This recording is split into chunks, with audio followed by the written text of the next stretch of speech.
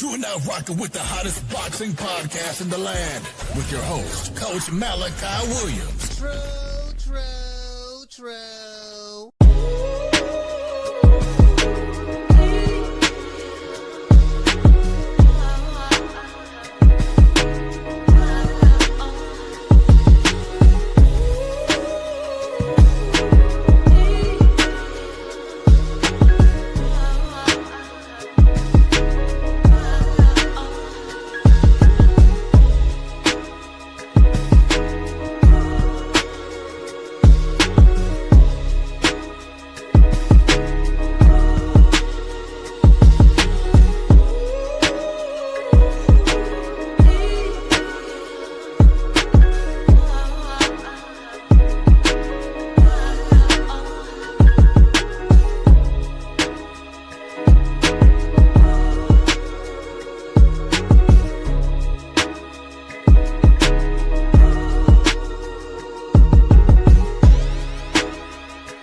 For the thousands in attendance and the millions watching around the world, ladies and gentlemen, let's get ready to rumble!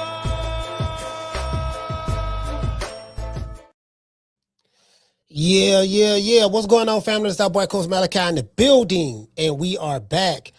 Oh, let me see what the day is. Oh, it's the day Wednesday or Thursday? The day Thursday. Okay, cool. Today is Thursday. I've been losing track of the days sometimes. You know what I mean? I got a big project I'm working on, so very tedious. But it's gonna be worth it. It's really gonna be worth it, man. It's gonna change everything for me.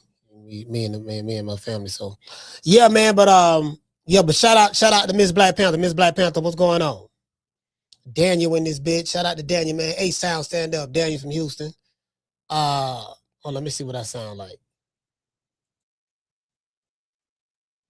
All right, cool. That sounds good.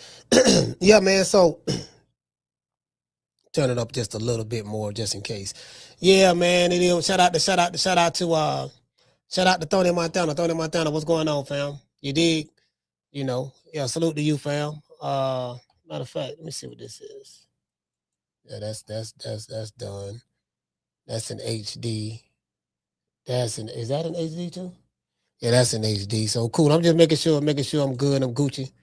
You know what I mean? So anyway, what it is. Yeah, man. Salute to everybody, man. Y'all know what time it is, man. Look here, man. We got fight weekend this weekend, so we will be going live for the Diego Pacheco fight. I like Diego Pacheco. I like his style of fighting.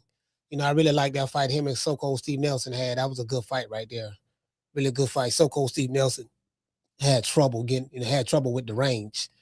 You know, the range and the reach and the arm reach of Diego Pacheco. And Pacheco understands very well, okay, look, I'm the taller guy. As soon as a guy come in there, drop that right hand, he going to drop that right hand. He understands distance and range very well. And, you know, he's very economical, you know what I mean, with his shit. So, yeah. Yeah, you get what I'm saying? So, hold on, let me see what's up. Why is it doing that? Okay, let me switched over here. Sorry about that. I had to switch accounts. I got, I'm looking at, I got two accounts. I got two boxing channels. Then I have another podcast. I'm really like what I'm trying to do is really take it to another level. Trying to take it to another level, and I really can't say much about it because motherfuckers who've been doing it longer than me, some of them gonna try to do, you can't be getting a motherfucker ideas, so I ain't getting no ideas. I'm gonna just show them. Shout out to Mr. Golden. Mr. Golden, what's going on? What's going on, Schoolo, what's up, fam? What's going on? Shout out to Lisa. Lisa is here. Who else is here? Who is this? Oh yeah, shout out to Sweet Tea. Sweet Tea, what's going on, Sweet Tea? I hope you're a sister. Hope you're a sister. You know what I mean? I don't want nobody, no man name being Sweet Tea. Hey, what your name is, homie? My name's Sweet Tea, dog. Sweet Tea, okay. Well, okay, I'm gonna just call you T. I'm gonna just call you T, fam. You know what I mean? That's like, you know what I mean? Like, like if you meet a dude, what's your name is? My name Buttercup, dog. Buttercup. Yeah, all right. It don't sound very masculine, but that's okay. Anyway, shout out to Mr. Golden. What's going on? Hey, Mr. Golden, boy. Mr. Golden. To this day. Boy, hey, listen, boy. I just saw a brand new video from the Bronze Bomber, the Bomb Squad. To this day. Boy, I just saw a brand new video, boy. Hey, boy, Mr. Golden. Boy, you might have a little hope. You know, I'm jumping on the wagon, so yeah, you might, you know what I mean? The Bronze Bomber now. We might have a little hope now. He sounding good. I'm hearing things going down. I'm hearing he gonna fight Usyk. I'm hearing about all that going down. I saw the little face off he did with Derek Chisora. They kind of like grabbed each other. You get what I'm saying? I'm like, hey, listen, I had no got excited, right? I'm like, okay, shit, motherfucker, because that's about all we got. We ain't got nothing over here. We got Michael Hunter, man, but the people ain't never get behind Michael Hunter like that. Like, really, Michael Hunter was the fighter to get behind from a skill set standpoint. Black fighter, Black American fighter, but you know what I mean? You know, ain't nobody, you know, ain't nobody really get around, ain't nobody really get behind him like that. We ain't get behind Michael Hunter. Why? I have no idea. You just sit here, you don't know what I'm talking about? Michael Hunter, we didn't get behind Michael Hunter. You know what? Michael Hunter didn't have the push. Michael Hunter didn't have the push. See, Wilder, listen, between Golden Boy, because Wilder was with Golden Boy first. And then when he left Golden Boy, he was working exclusively with the PBC. You know, and the way Al Heyman does it, like Al Heyman is an advisor. So the way Al Heyman does it, and I know people who know him. And Al Heyman is in Cleveland. He don't like being seen, you know, stuff like that. And Al like, look here, baby boy. If you had a manager and you over there with the promoter getting this percentage, and you paying your manager anywhere from 30 to 35%, at least 30%. We gonna cut the middleman out. Come on over here with me, sign an exclusive rights deal with me for me to be your advisor. Set your own promotional company up, LLC on paper. That's it. We know you ain't promoting nothing. I got the relationships with different promoters like Tom Brown and Scampson and all them stuff there. I negotiated a partnership, a network deal with this network, Showtime, Fox, Peacock, CBS, you know, whoever. They went through like 11, 12 networks. And all you got to do, baby boy, is give me 10 to 15%. Hell, I charge you half of what you'll pay a manager. With me, you ain't got to give me nothing but 15%. I negotiate the deal for you. You get what I'm saying? You're going to use my attorneys, my accountant. You know what I'm talking about? We're going to have all our fights in-house. You ain't got to worry about that. Back-end promotions.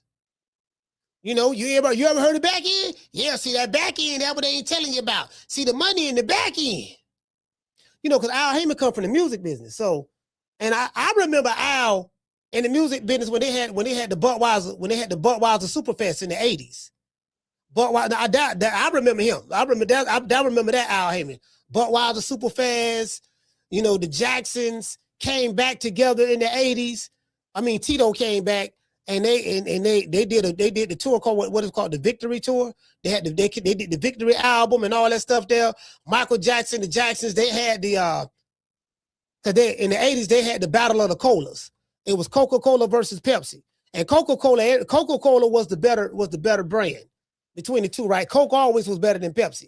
You dig? So what Pepsi Cola did around that time, they made a power move to get Michael Jackson, to get the Jacksons to, because they used to be the Jackson 5, and then when they left Motown, you know, Jermaine was married to Berry Gordy's daughter, so he chose Berry Gordy, you know, Motown over his brothers. His brother left, and Joe Jackson took him, and they got a new deal with CBS and all that stuff there, right?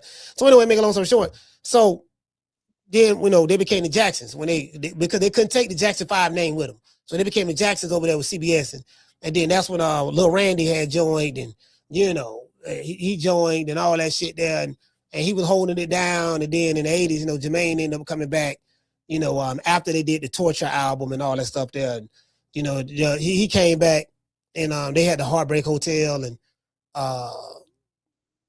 Heartbreak Hotel song that came out in the early 80s, and Mike redid it and put it on his Bad album. But yeah, that's what happened, right? So I remember Al from that.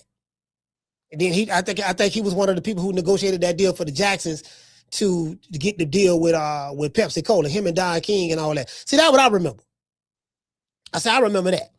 That's the Al I remember. Now, you know what I'm saying? You know, sources say Al got ran out the music business. That's what sources say. I don't know how true that is. Al, you know, because you know, it's a lot of vultures in the music business. You know, so Al came over and say, look here, baby boy, y'all check this out. Got back end promotions over here. You know what I mean? What we gonna do, baby boy?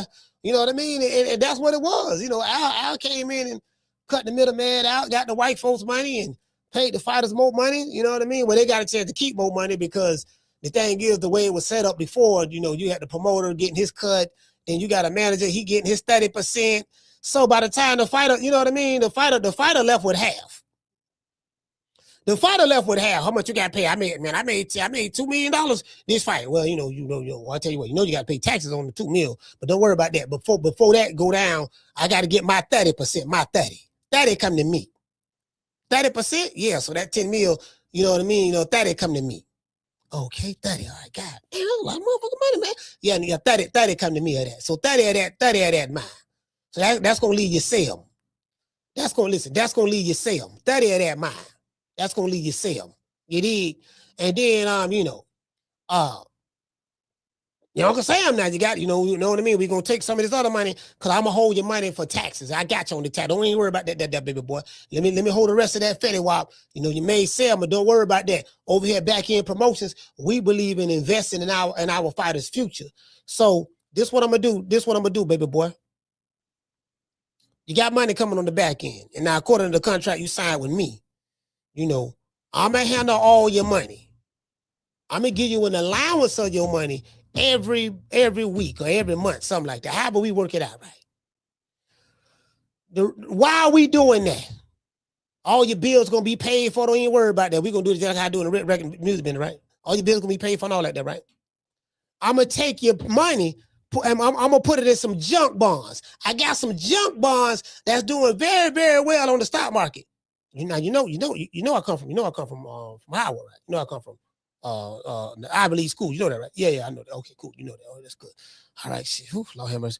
All right, I know a nigga falling for the bullshit. Yeah, so don't worry about that. Don't worry about that baby boy. Now, don't ask about your money. Your money good. Your money gonna be good. You know what I mean? Right now, I'm gonna give you reports on your bread. I invested in the junk bonds. I'm gonna make sure y'all gonna be straight. You get what I'm saying? Probably about 5 years. Probably about 5 years from now, after these niggas retire, when they go back and look at them books, if they're able to see, they gonna be like, God damn, man, you know what, man? Wait a minute, man. Hold on. Shit, the fuck with nigga? Okay, this money, the junk bond. Okay, what? Hey, what stock? What stock?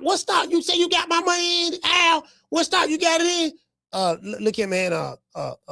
I told you I had some junk bonds, but what the bonds is though? What kind of bonds? Junk bonds. But junk bonds with who? You know what I mean? Look here, baby boy, you asking too many questions. You know, how your family doing? Your family doing all right? Yeah, they doing all right. How about your wife? But yeah, my wife doing good. What about the baby mama? Do your wife know about the baby mama? Nah, she don't know about that. Yeah, you know, good thing she don't see them. Good thing she ain't got them pictures. What pictures? You know them pictures that we got when you was in the hotel with the chick and. Yeah, y'all got pictures of that? Yeah, but don't worry about it, baby boy. We ain't gonna never let that get out to the press because, you know, that'll look real, real bad for you.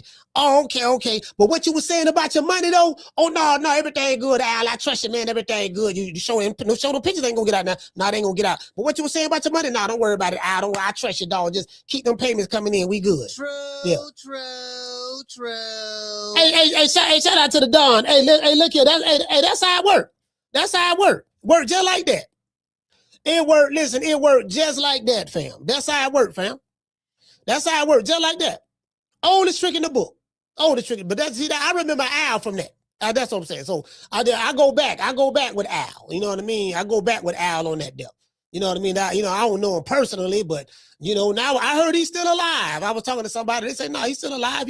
He doing good. He's in Cleveland, and you know, right now he's running the PBC. Louis De Coubas. De Coubas is the one that's running the PBC right now, and everything is being done through the Coubas right now. So you know, it is what it is, and Al kind of like quarterbacking. He kind of like quarterbacking the scene. He just sitting back calling the plays. He like the offensive coordinator, the head coach. He calling the plays, but he don't even want to be seen. He don't show up. He don't show up to his fights or none of that. It ain't but a handful of fighters spoke to him. I spoke to somebody that said that Big Rolo spoke to Al not too long ago. That's what I heard. Now I can't confirm it, but I spoke to somebody who's close to the situation, and they told me Big Rolo spoke to Al. You know what I mean? He talked to Al and all that stuff there. So shout out to Lisa. What's going on, sis? Shout out to Javier. What's going on? Hollow Davis in the building. Gabby Moore. What's going on? Master Goku, salute. Anyways. Yeah, man. It is what it is. Let me see what's up. Who is this? Let's see. Who is this? All right.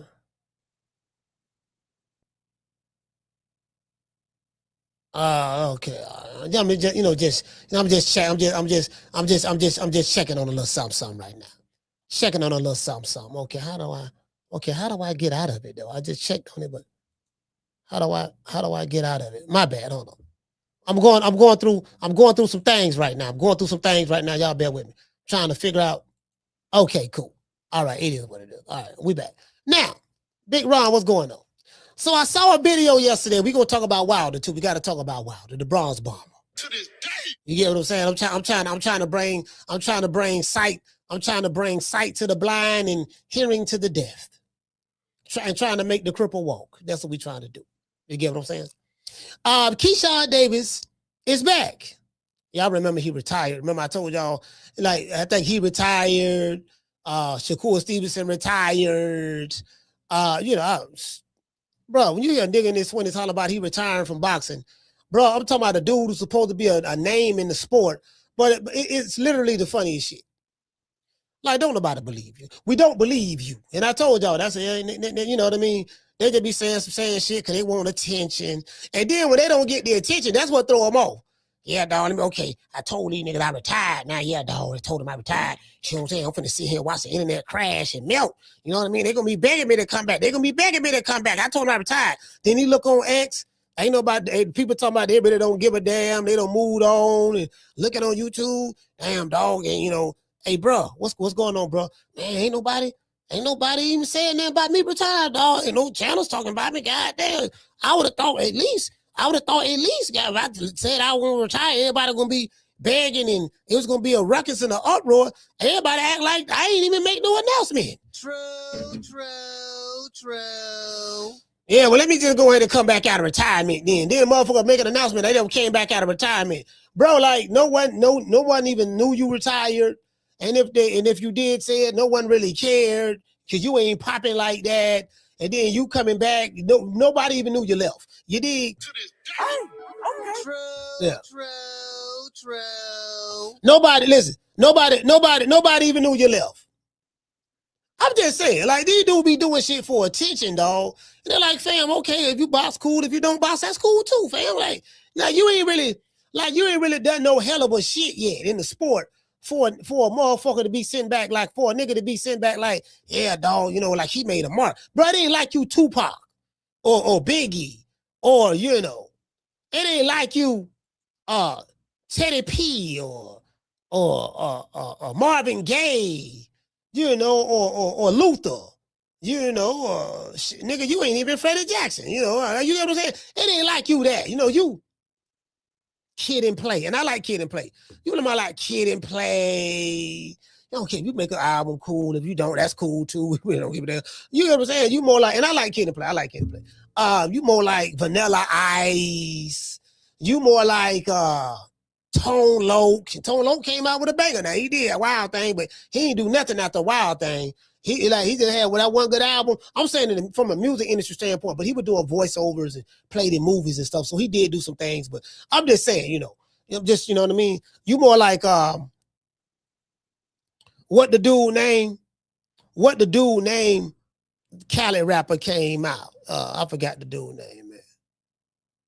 But y'all get what I'm saying. Nigga, you more like You know, I mean, if you do an album, cool. If you don't do an album, cool.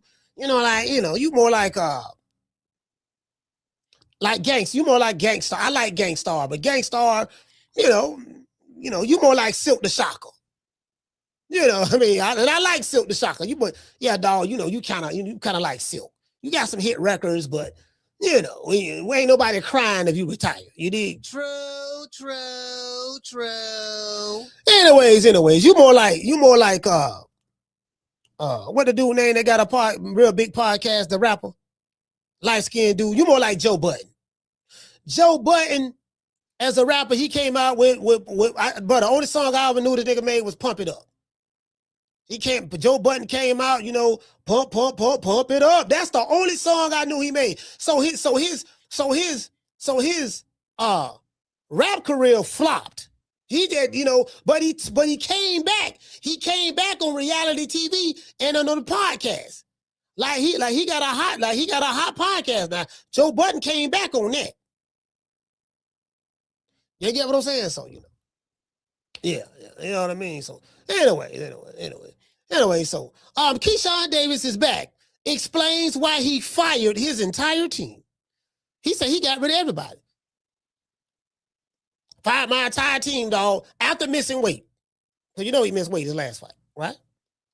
In a recent interview, Kewshawn Davis declared that he was back after announcing his retirement back in, I want to say, when I was June or something like that, June, July. When I was in Norfolk, Virginia. I was in Norfolk, Virginia for that fight. I didn't see no shooters. I didn't see no YouTube gangsters. I didn't see nobody from the Twitter mafia. We never do. We never see these niggas. I didn't see any goons or goblins. I didn't see any invisible bullies. I didn't see none of that. The dudes who be talking about this on site when I see somebody or whatever, they're never there. I'm in Vegas. I'm at the Canelo fight. We know we in Vegas. Nothing but Mexicans. I don't see the tough Mexicans that be on X, on Twitter. I don't see the tough ones that be on BDA. No, that racist ass Hispanic channel over there. I don't see these niggas. I don't see them nowhere. I see they tweets. I see they comments, but I don't see them. True. Shout out to SP. I don't see them. Oh, now, I see you tweeting all caps. I saw your gun emoji. I saw your demon face emoji.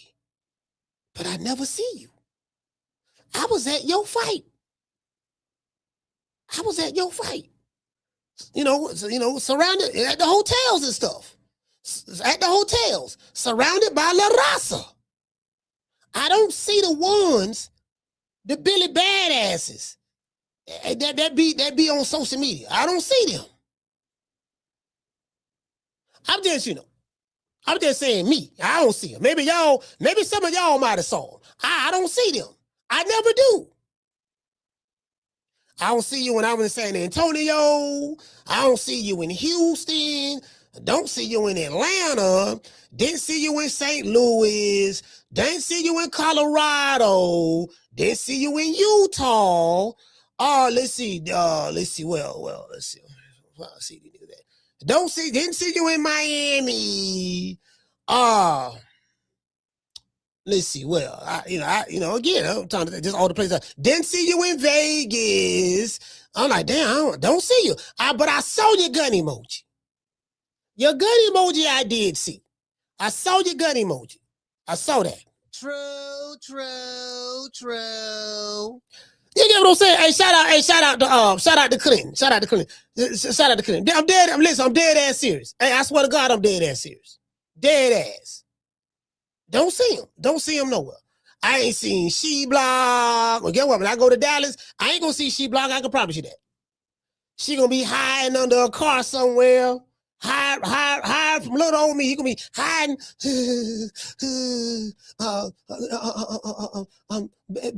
Baby. What's up, baby? Why you under the bed? Is Coach Malachi, is he still here in the city? Yeah, I think he's still here in the city. He live right now. He in the city, baby. You did say you were gonna pull up. You said we're gonna be on site. Okay, baby, I'm coming. Did he say when he leaving? Yeah, he been here about 5 days. He been going live every day. He said he called your name, and he ain't seen you. Okay, baby, I got to work. Okay, baby, just let me know when you're leaving. Oh, okay. Do he have Rick Timms with him?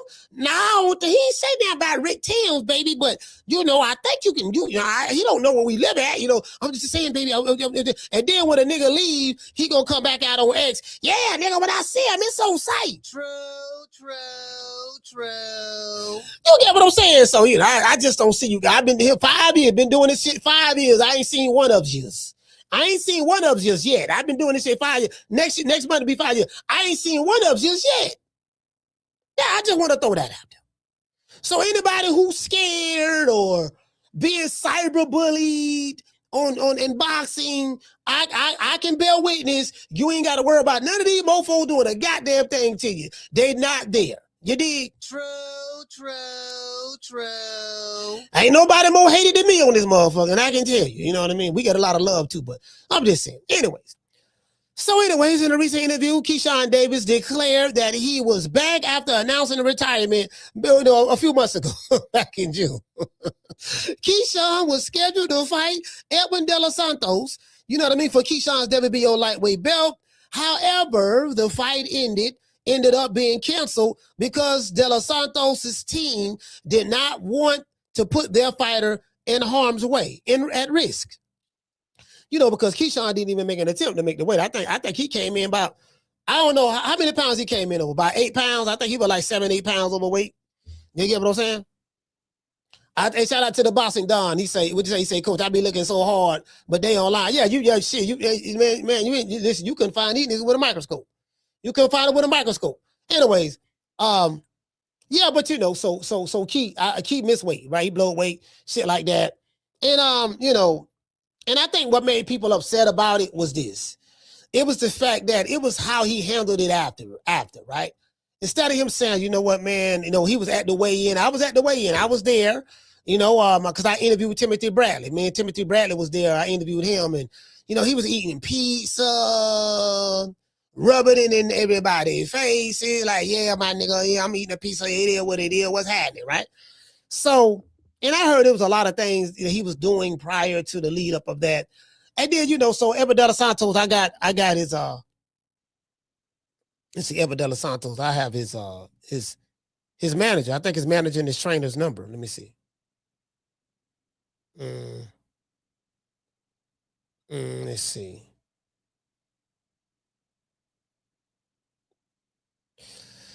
Cello Gloves. Cello Gloves is Edwin De Los Santos' trainer. Cello Gloves. Chelo. Cello. Right? So Cello Gloves, man, is I'm gonna get him on the show one day. We supposed to been got on the show. But yeah, so they was like, man, nah, we ain't doing that because he didn't make weight, and Edwin De Los Santos looked terrible. Edwin De Los Santos' skin was showing in his face, and I was like, man, this shit ain't gonna, if he don't rehydrate right, this shit ain't gonna look good, because the hardest part of cutting weight is those last few pounds. Like them last 5 pounds is a mother. Them last 5 is a mother.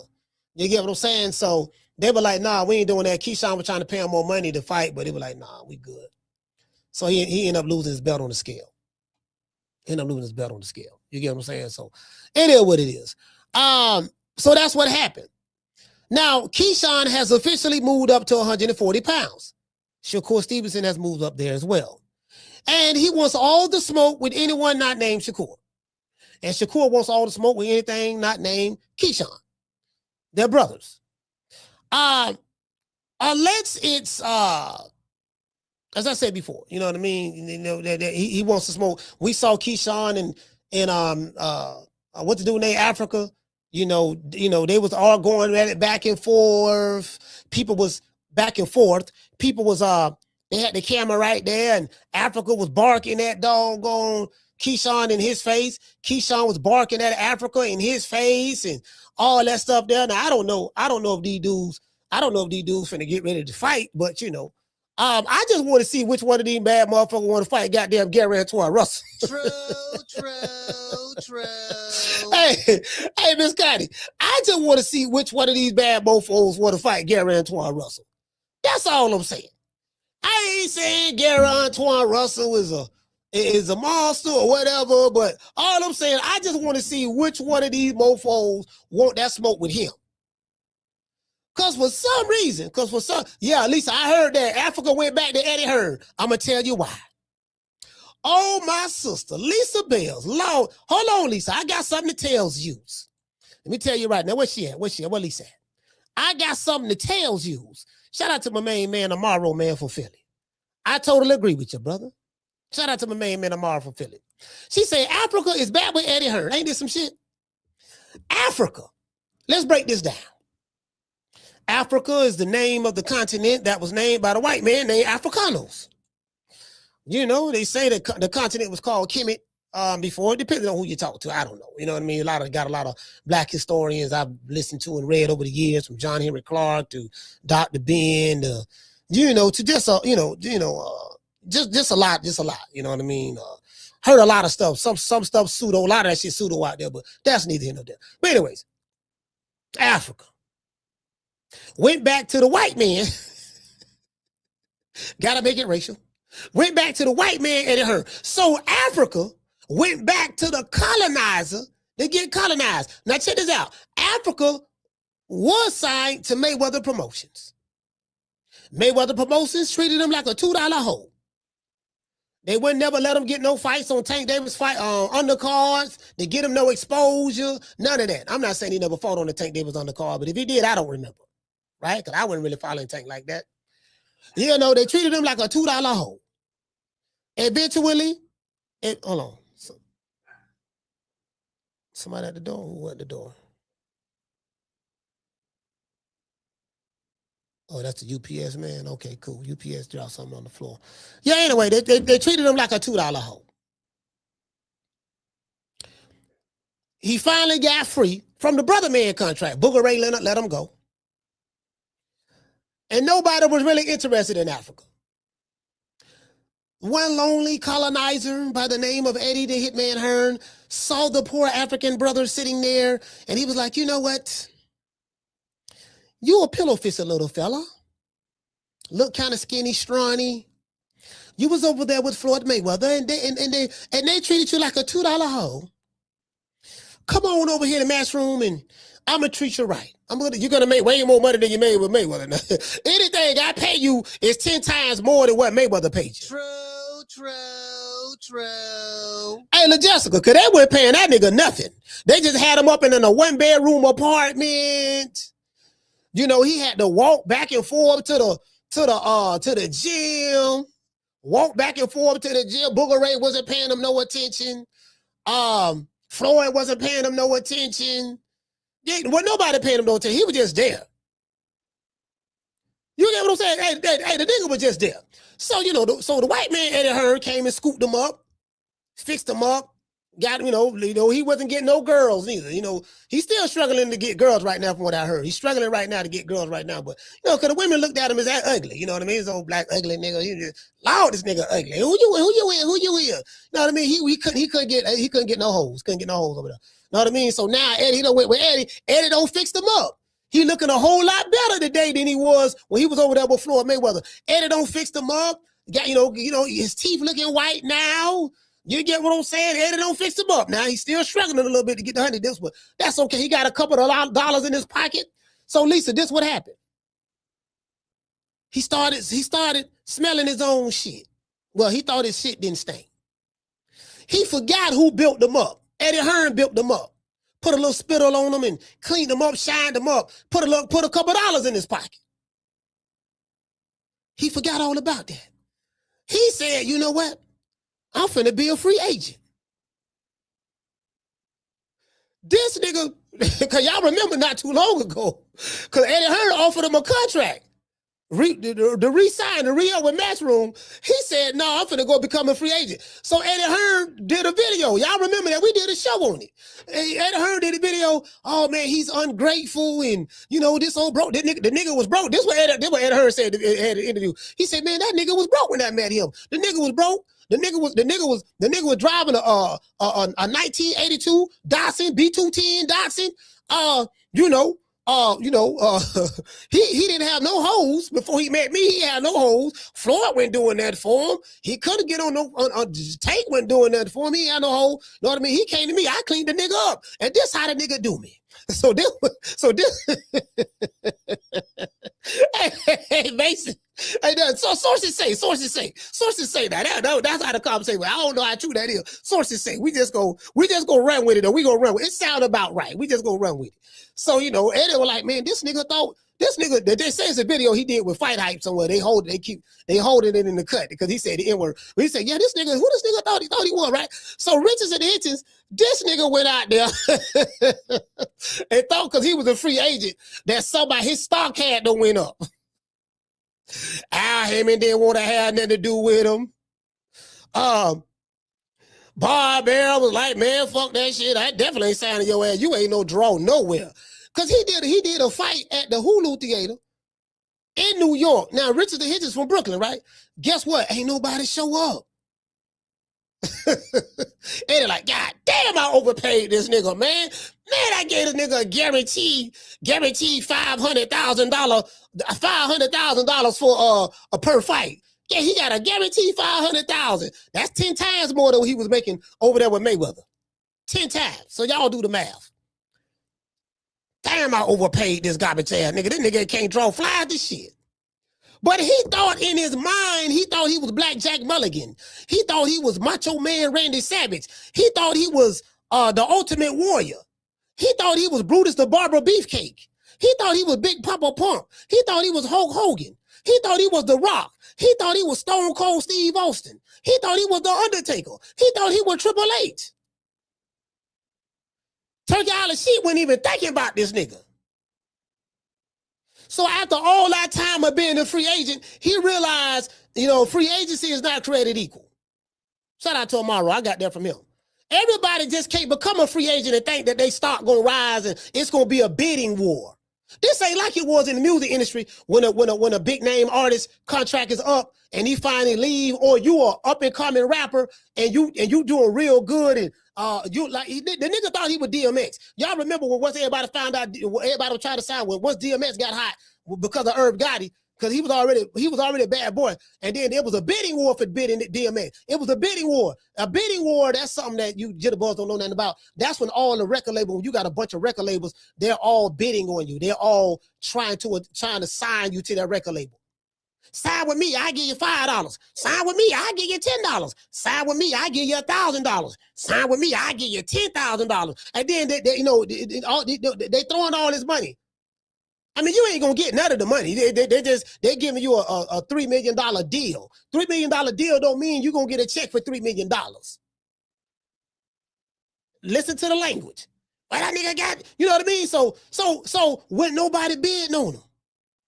And then he said he got his own promotion company. He ain't had no money to put his own fights up. So guess what happened? Africa had to go back to the white man. True.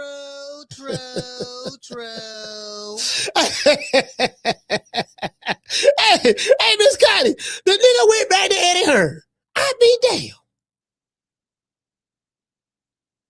And guess what? Hold on, I gotta show you this here. I think he was showing all 32 teeth too. He was showing all 32 teeths. Boy, he was showing all 32. I think he was smiling. Listen, I saw every tooth is in his mouth. This nigga showing all 32. Skinning and grinning. Hey, boy, he showing up happy. Hey, listen, look here. All jokes aside, right? Hey, Lisa, all jokes aside, man, that nigga Africa became a free agent. He thought, goddamn, it was gonna be a bidding war. And guess what? When he found out ain't nobody want him, he went back to Eddie Hearn like this. Oh, Miss Hillary. Oh, so good to see you, Miss Hillary. I love you, Miss Hillary. Welcome to TV1. Oh, Lord. I dance with master. I dance with master. I dance with master. I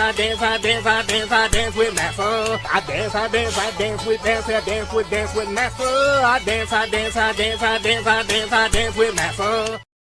Man, that nigga went back over there buck dancing, chicken joints. I'm like, oh man, come on, man. Bro, you were talking all that revolutionary shit. Oh, Eddie Hearn, Eddie, saying all that stuff. Come on. That's why I don't be taking these dudes. I don't be taking these dudes serious. I can't take these dudes serious. I can't take them serious. Matter of fact, let's pull it up. Matter of fact, let's pull it. Let's do this here before I finish reading the monologue. Let's pull it up. Let's pull this. Y'all got to see this here, y'all, because some of y'all might think I'm capping. Let's see. Richardson Hitchins resigns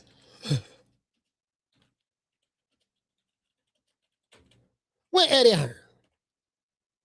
Where that picture at? Let me see it's an image right here, right? Yeah, this is it right here. This is it. I found it. Hold on, you know what? Let me put out in the way. Nigga sitting there skinning it. This nigga sitting there skinning and grinning, man. That's one.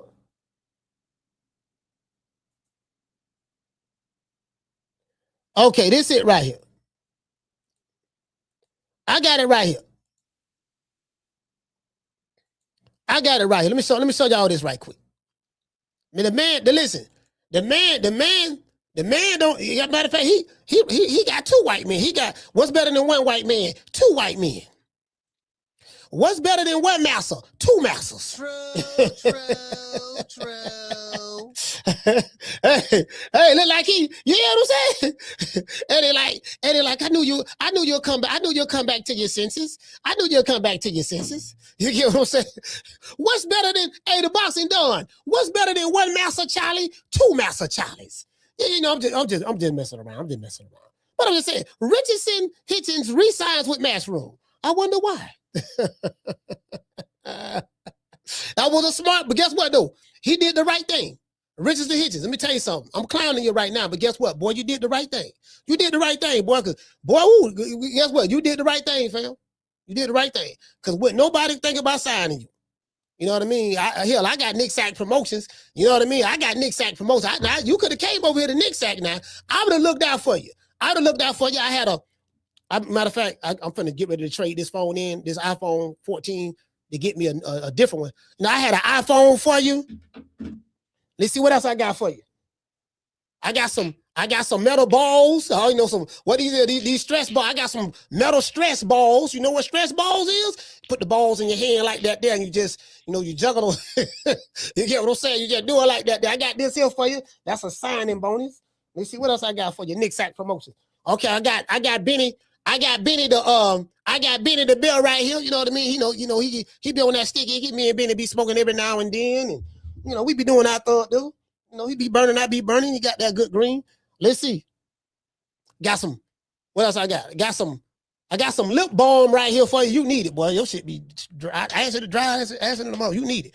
And let's see, you get what I'm saying? So, yeah, Nick Sack Promotion. But guess what? You get to be on the hottest podcast. We're going to show you fight on the hottest podcast in the land in boxing. You get what I'm saying? You're going to get a lot more publicity. You dig? So, it is what it is. Come on over and holler at the old boy, fam. Shout out to Richardson Hitchins, man. Shout out to you, fam. I appreciate you. Hey. Yeah. Oh, that look good.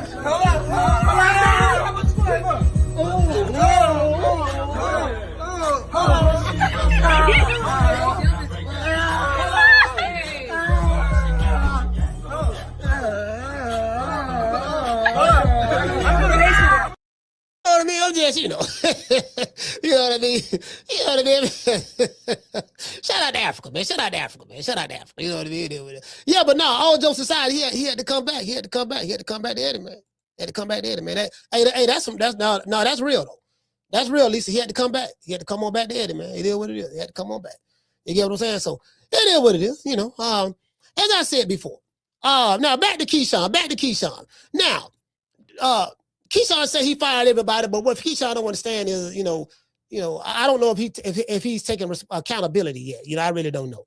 You know, because if he fired everybody, it seemed like he blamed everybody. Hold on. Any nigga said this Kewshawn. This him and Shakur. This him and Shakur on the phone. This Keyshawn and Shakur on the phone talking to each other. Yeah, bro. This Shakur. Yeah, bro. You need to come on back, bro. I'm moving up to 140. Yeah, man, you see what I'm saying? You see what I'm saying, bro? Like, yeah, man, yeah, I'm moving up to 142. And see, that's another thing, right? See, I got to get rid of my whole team. Yeah, I ain't gonna lie, bro. They was talking sideways about you. Yeah, I know they were talking sideways. Yeah, but why you and your brother tried to fight the other fighter, the one who beat your brother, the one who beat your big brother? Why y'all tried to fight him? Man, don't nobody want to talk about that. Ain't nobody studying that. I'm the business man. I'm Keyshawn.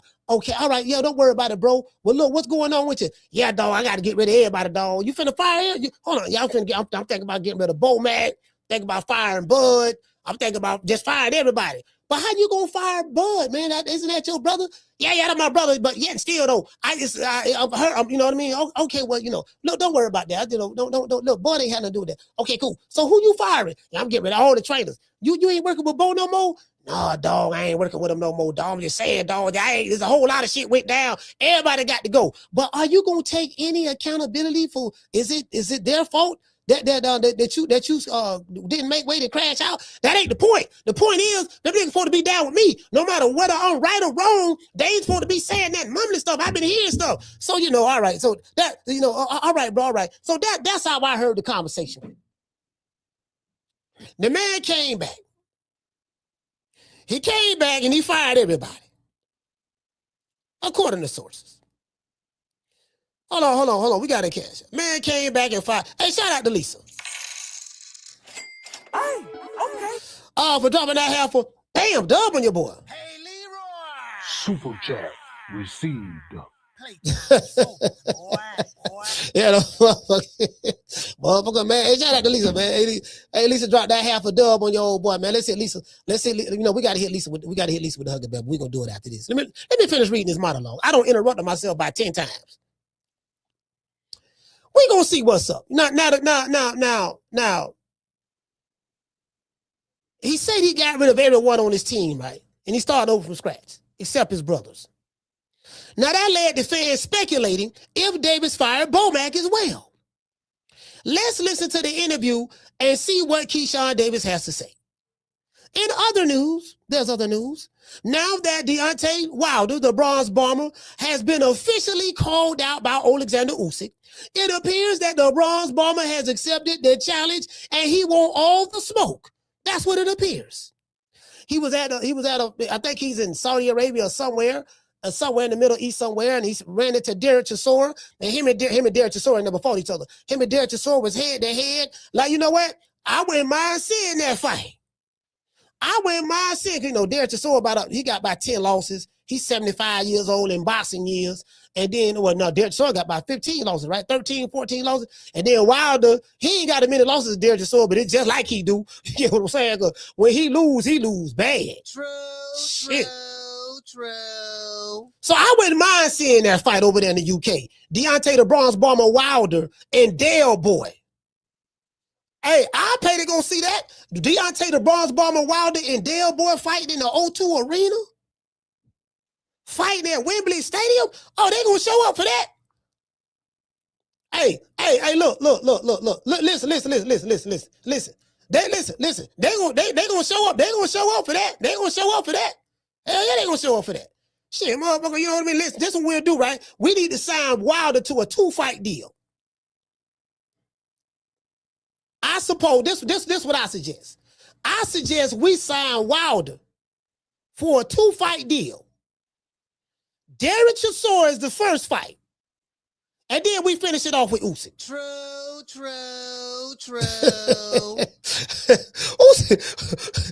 Usyk going to sleep.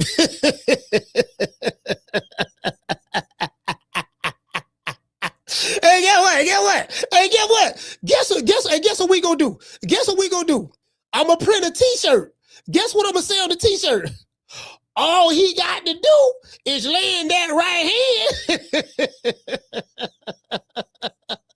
Hey Ron, hey, check this out. I'm gonna make some t-shirts, and I'm gonna make some t-shirts. We gonna sell them. We gonna sell the t-shirts. And what we gonna have on there? We gonna sell the t-shirts. All he got to do is land that right hand. We gonna sell it for $25 a pop. True. Nah, you know what? Nah, 25 too low. I need, because we know I gotta factor in shipping and handling. Shipping and handling. I gotta factor in shipping and handling, right? So I gotta factor that in. $50. True. Yeah, that's it. Hey, Boss and Don, boy, I'm trying to tell you, boy, we gonna come out with that. All he gotta do, land that right hand. That right hand. That's it, boy. That's smishy. Usyk going to sleep.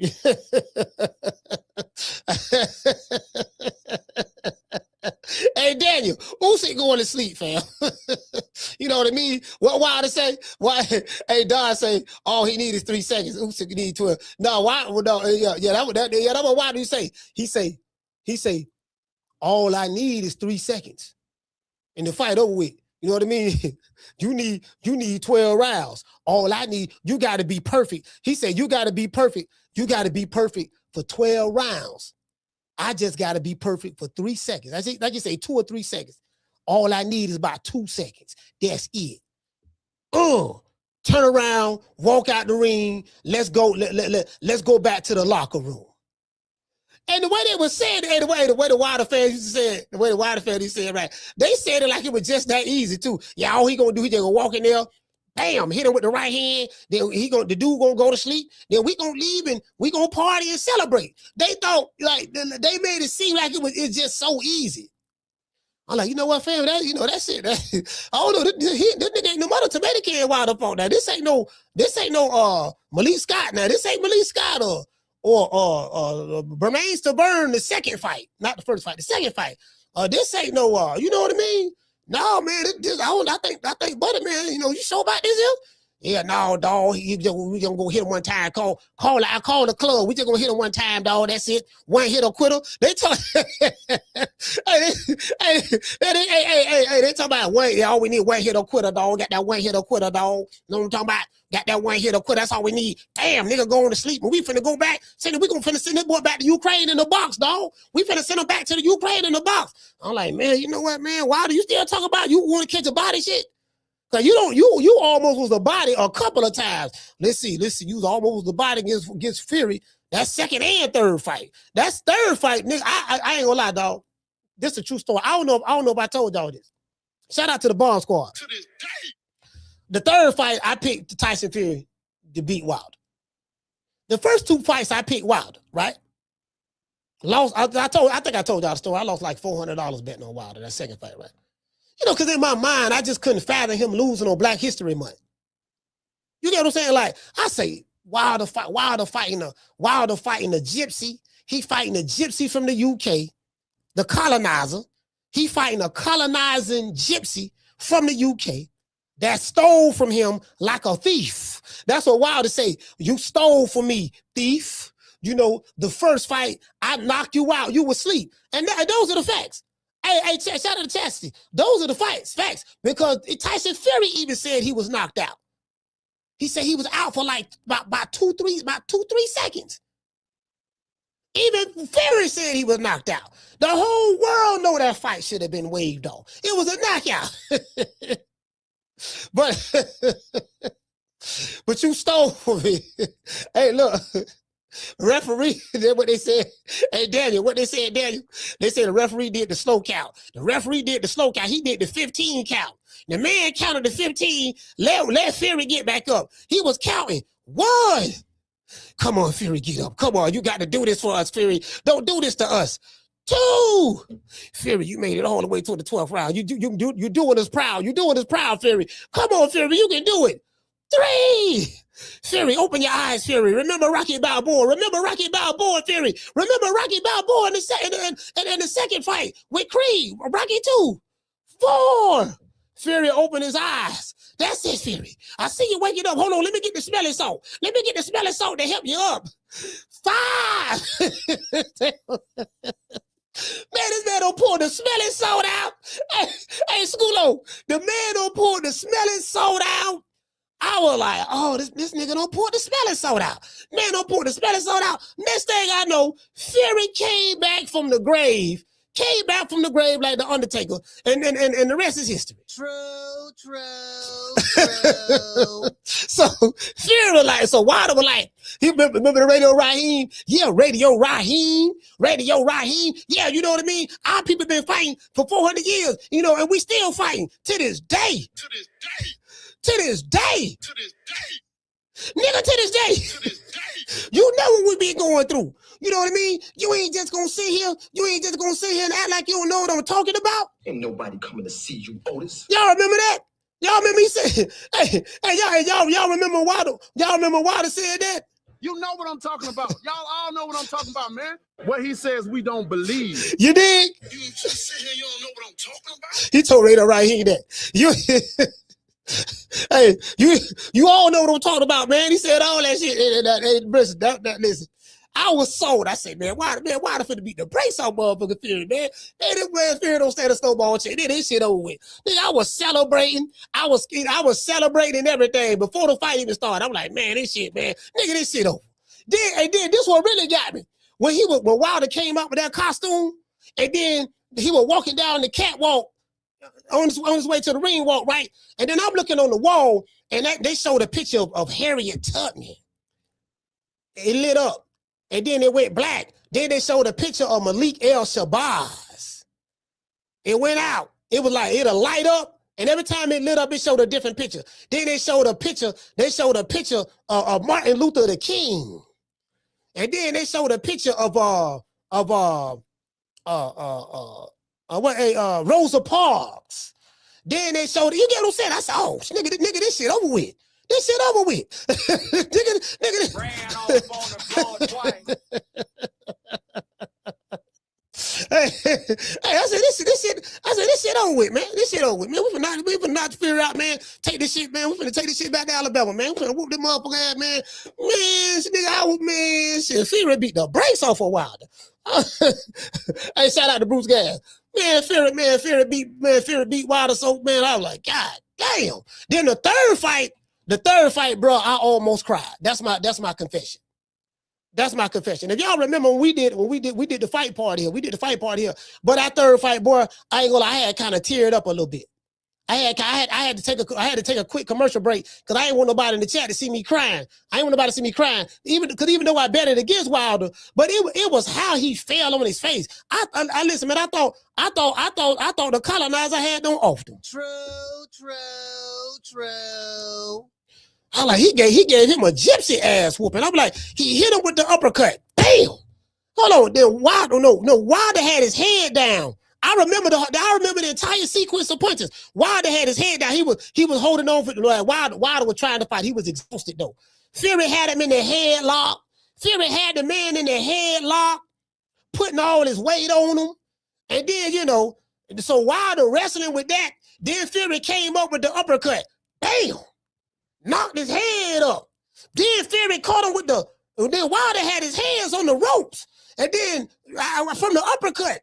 And then Fury caught Wilder with the left hook. Bam! Knocked his head, turned his head to the right. And then he came back with the right hook. Bam! When he hit him, Wilder's head turned and he just fell flat. He just fell face flat. And the referee tried to catch him. True.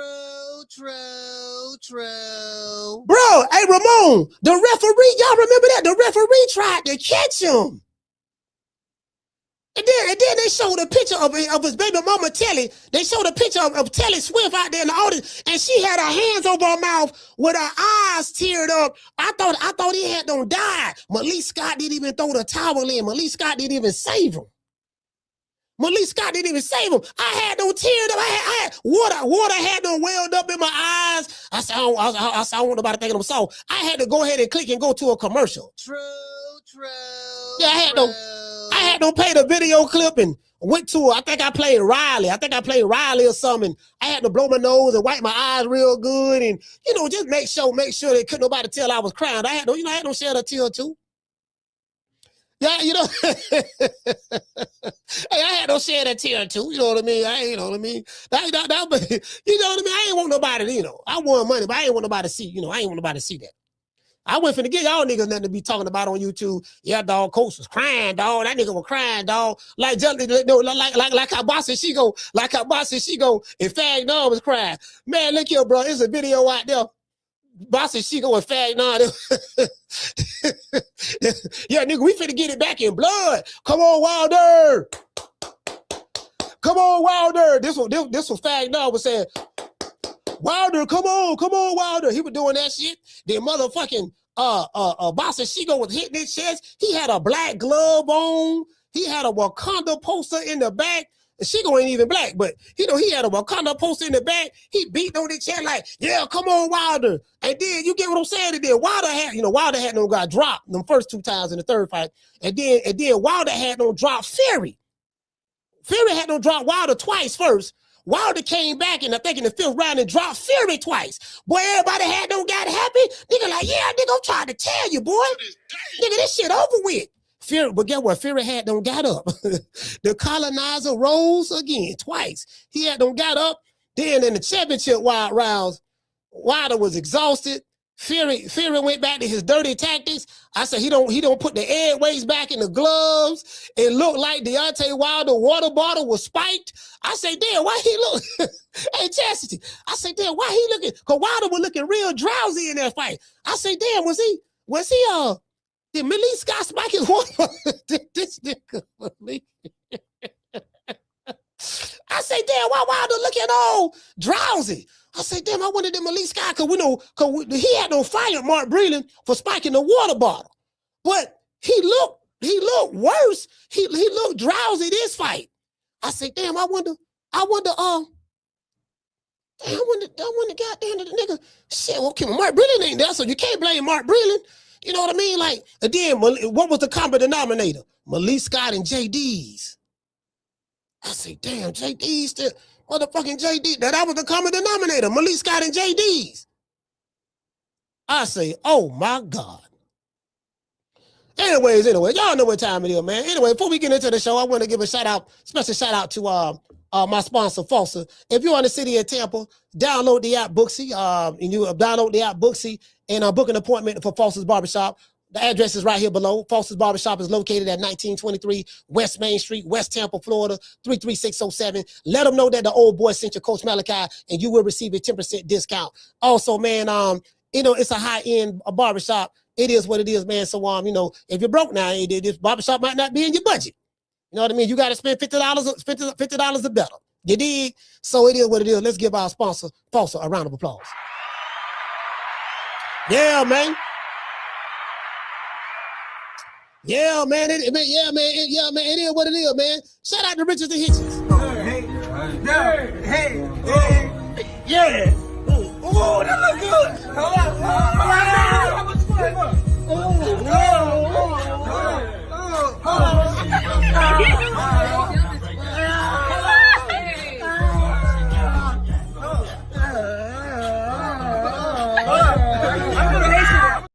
I'm like, you get what I'm saying? It is what it is, man. Hey, man, shout out to Debo. Come Debo. Who? Debo. What's up, y'all? What's up, Red? What you got on my 40, homie? Hey, man, and shout out to the Tenderonis and PYTs and the Honey Dips. If you are a Honey Dip, a Tenderoni, or a PYT, this is the message for you. You dig? And by the way, ladies, and I'm telling you the God's honest truth. By the way, ladies, I'm telling you the God's honest truth. By the way, ladies, I'm telling you the God's honest truth. I had a dream, and spirit confirmed to me in the dream that I'm supposed to have 2 wives. And since it came to me in my dream, it is official and it is authentic. It was approved by the heavens. They will not be the same complexion, because I don't want to be accused of being a light-skinned supremacist or a dark-skinned supremacist. You know, that's all of the sisters out there. You know what I mean? You know what I mean? You know, we ain't trying to be, we ain't trying to be accused of being a light-skinned supremacist or a dark-skinned supremacist. Hey, listen, man, hit the Cash App. Hit the Cash App, $FDMG School. Hit the PayPal, International Africans. For all the international Africans out there. Hey, you know what I mean? The prince of panhandling, the prince of pan pizza.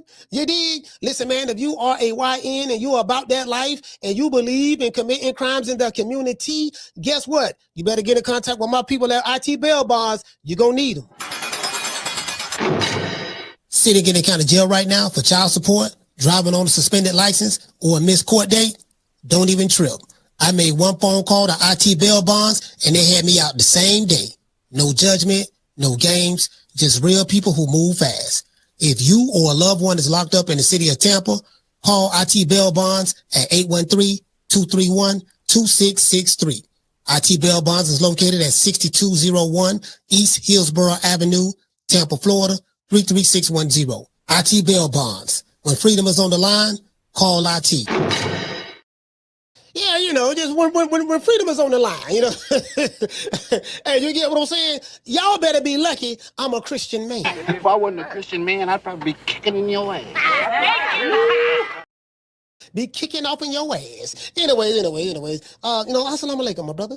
Yes, sir, it is what it is, fam. No matter what, I still love you. I still love you.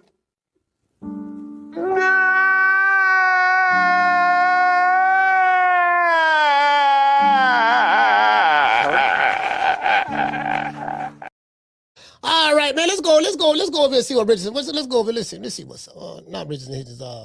Keyshawn Davis. Let's see what Keyshawn talking about. Oh, so I see they got Joe Goosen over there training. Mario Barrios. Y'all don't see that, but I'm thinking. So Joe Goosen over there training Mario Barrios. Yeah, you know what I mean, nigga. Super Mario. Where Luigi at?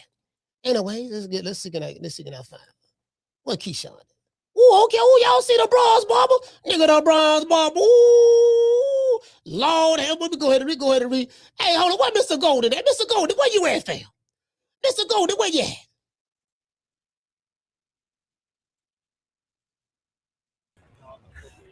You know what I'm saying? We on the phone, I'm pacing.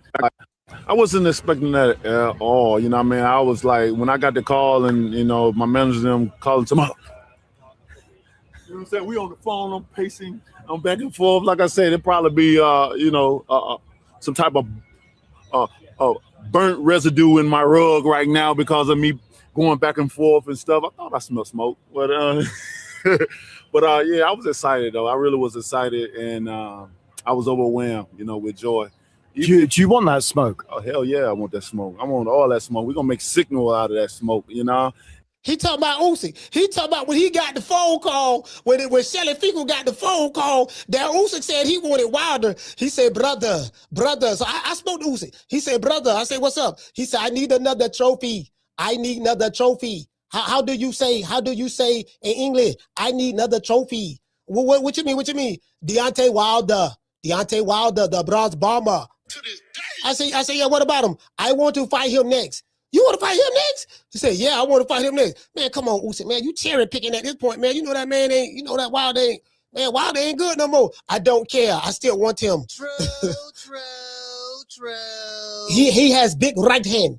And if he land, you know what I mean? Maybe I go to sleep. Maybe it's night for me. But I want to take that chance. He got big right hand. I'm like, man, but I say, but the people gonna feel like you cherry picking because he don't got beat by you. Beat Tyson Fury twice. He lost to Tyson Fury twice. Some will even say 3 times, but I'd say he lost twice. Because the first one, Wilder probably got robbed. Anyway, but that's neither here nor there, right? You know, and I said, yeah, man, he ain't the same. You know, no, brother, I don't care. You know, he has melanin. I said, yeah, he melanated, brother. Alabama. Yeah, Alabama. Yeah, I won't fight him next. I see him offer. True. Yeah. True. So Wilder excited. So if he happy, I'm happy for him. To this day. And it's going to be good. You know, we're in negotiations right now. Negotiations are going very well. I just hope and pray that it ends, all ends well as well, you know, and get the fans what they want to see. A lot of see Wilder, they ain't go now really. Now I'm be honest with you, I really Wilder, your stock so low, you really got to take what a nigga give you at this. like you can't be demanding too much from Usyk. Like, look, you can't be talking about you want 20, 30 million to fight.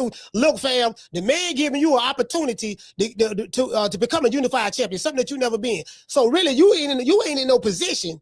You ain't in no position to be asking for too much. If a nigga offer you $5 million right now, you need to take that. Look, I'm doing this on GP because you know, bro, like you ain't a draw no more than that. Like I saw your last fight. You fought another dude at Kansas, what is Kansas State University? You fought a dude from Kansas. You fought a dude in Kansas. I fought with that fight. You fought a dude in Kansas State University at the college, and you fought a dude from San Antonio, a black dude named Herndon from San Antonio. I saw the highlights of that fight. So like at this point, do you get what I'm saying? Hey, shout out to Amaro. At this point. Yeah, at this point, you know. Yeah, you put them, gotta take what they give you. 60, 40, 70, 30, 80, 20. You know what I mean? Take whatever we give you. It'd be like that. Now, I'm gonna tell you the fight I want to see. I want to see Wilder fight Usyk. I want that fight. Guess what? But I wouldn't mind seeing Wilder fight Derek Chisora. True. Boy, listen, I wouldn't mind Wilder fighting Derek Chisora. That fight right there, oh yeah. Oh hell yeah. Anyway. People are very excited. You know, they made sure they let me know. I was like, I had to call my guy, like, man, He said they let me know. He said they made sure they let me know.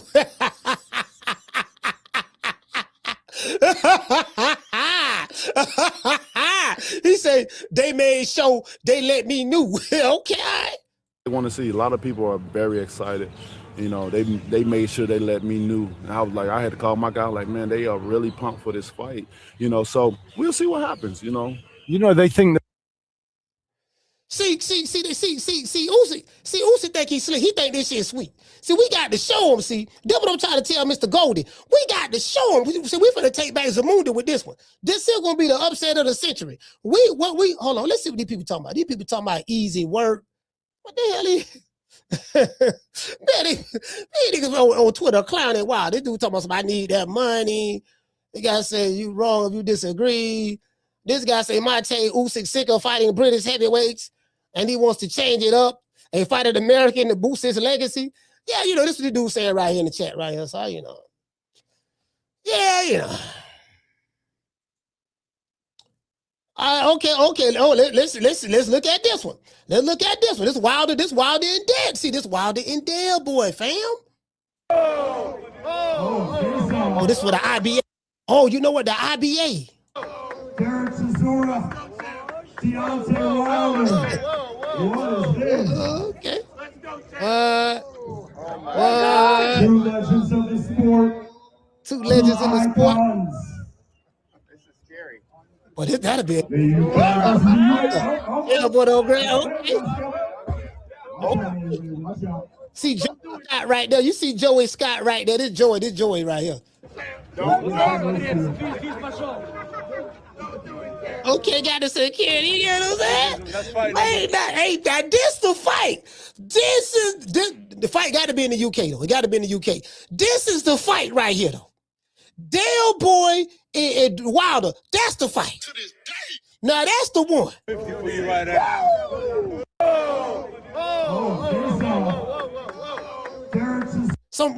We need some black on black crime. Some black on black crime. Deontay Wilder. What is this? Let's go, champ. You hear Shannon Briggs out there talking about some let's go, champ. Two legends of the sport. He high. Icons. This is scary. Hey.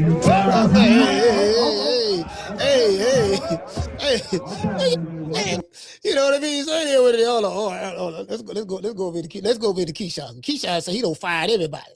He said everybody fired. So let's see why Kewshawn don't fire everybody now.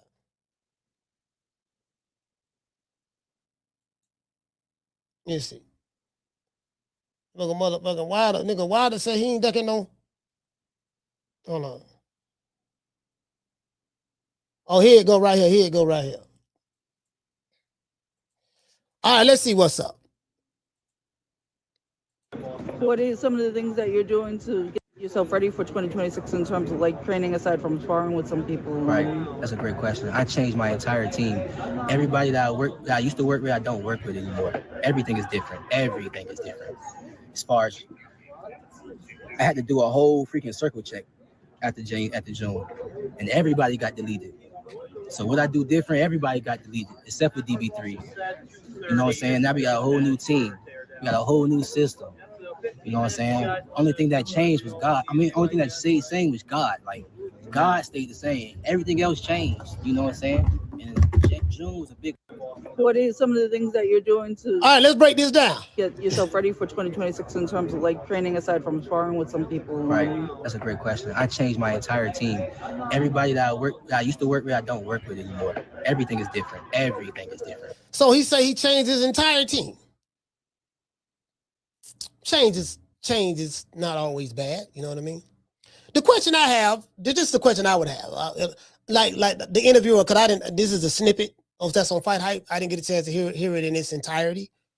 I want to. I don't know if the interviewer asked him, okay, why did you change your entire team? Why? That's the question. Because I know his herbalist, I know his strength, I know his dietitian, brother. His meal, you know what I mean, person, you know, I know who that is. That's Allen the herbalist. I know who that is, right? So did he get rid of Allen? Matter of fact, I should hit Allen up. I should hit him up. He not gonna come on here and do no interview. He is not the interview guy. He do not want that. But I need to hit Allen up. But anyways, he said he got rid of everybody, including Bomac. So my question would be, okay, you got rid of everybody on your team. Cool. Why did you get rid of everybody on your team? Why?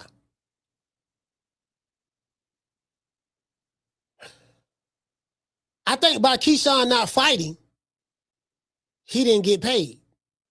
He don't get paid. And I don't know what the arrangement is like if a trainer is training a fighter and, you know, you get paid a certain percentage to get the fighter ready to fight. If the fight get canceled, and I think the trainer's pay is based on the fighter's pay or whatever. If the fight get canceled, the fighter don't get paid. If the fighter don't get paid, what about the training camp? What about the you get what I'm saying? I'm just asking. I really don't know what their situation like. So my thing is, why did you fire him? Because last I checked, you was the one that blowed weight, came in overweight. Last I checked, you was the one that was eating pizza at the weigh-in. I was there. Last I checked, you was the one, you and your brother was the one that were trying to fight the dude who whooped your brother, who whooped your older brother. And I heard your older brother was trying to stop y'all from tripping. I was there.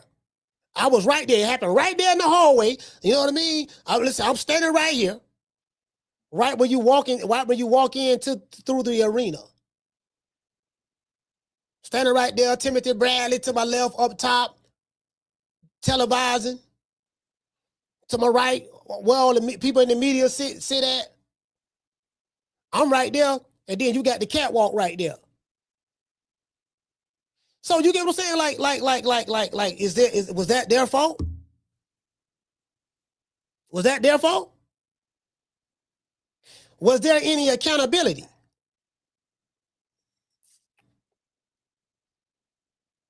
So I have no problem with who you fire or whatever. If you're holding them accountable for whatever you deem that they should have done or didn't do and you got rid of them, you say you fired everybody. Did you fire yourself? True. Did you fire yourself? Because you only were the only reason the situation turned out the way it did. There was nobody on your team's fault that did that. Now, you might not have liked the response, You might not have liked people telling you to be to hold yourself accountable for your actions, because one thing we know about niggas hate accountability. Niggas hate accountability. Accountability is like kryptonite to a nigga.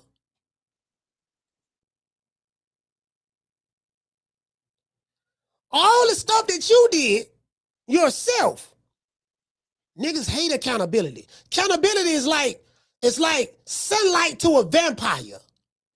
Accountability is like a cross to a vampire. Accountability is like a vampire drinking garlic water.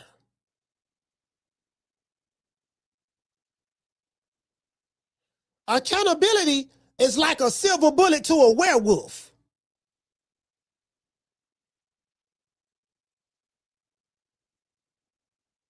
Niggas hate accountability. True.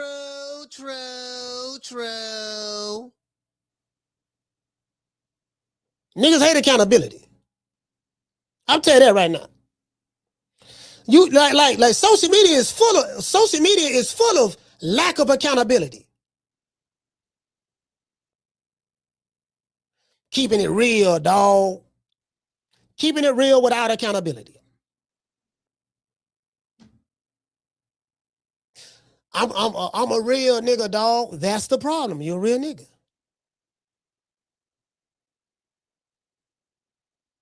So that's all I'm saying. Okay, matter of fact, let's do this. Let's do this. Pull this up.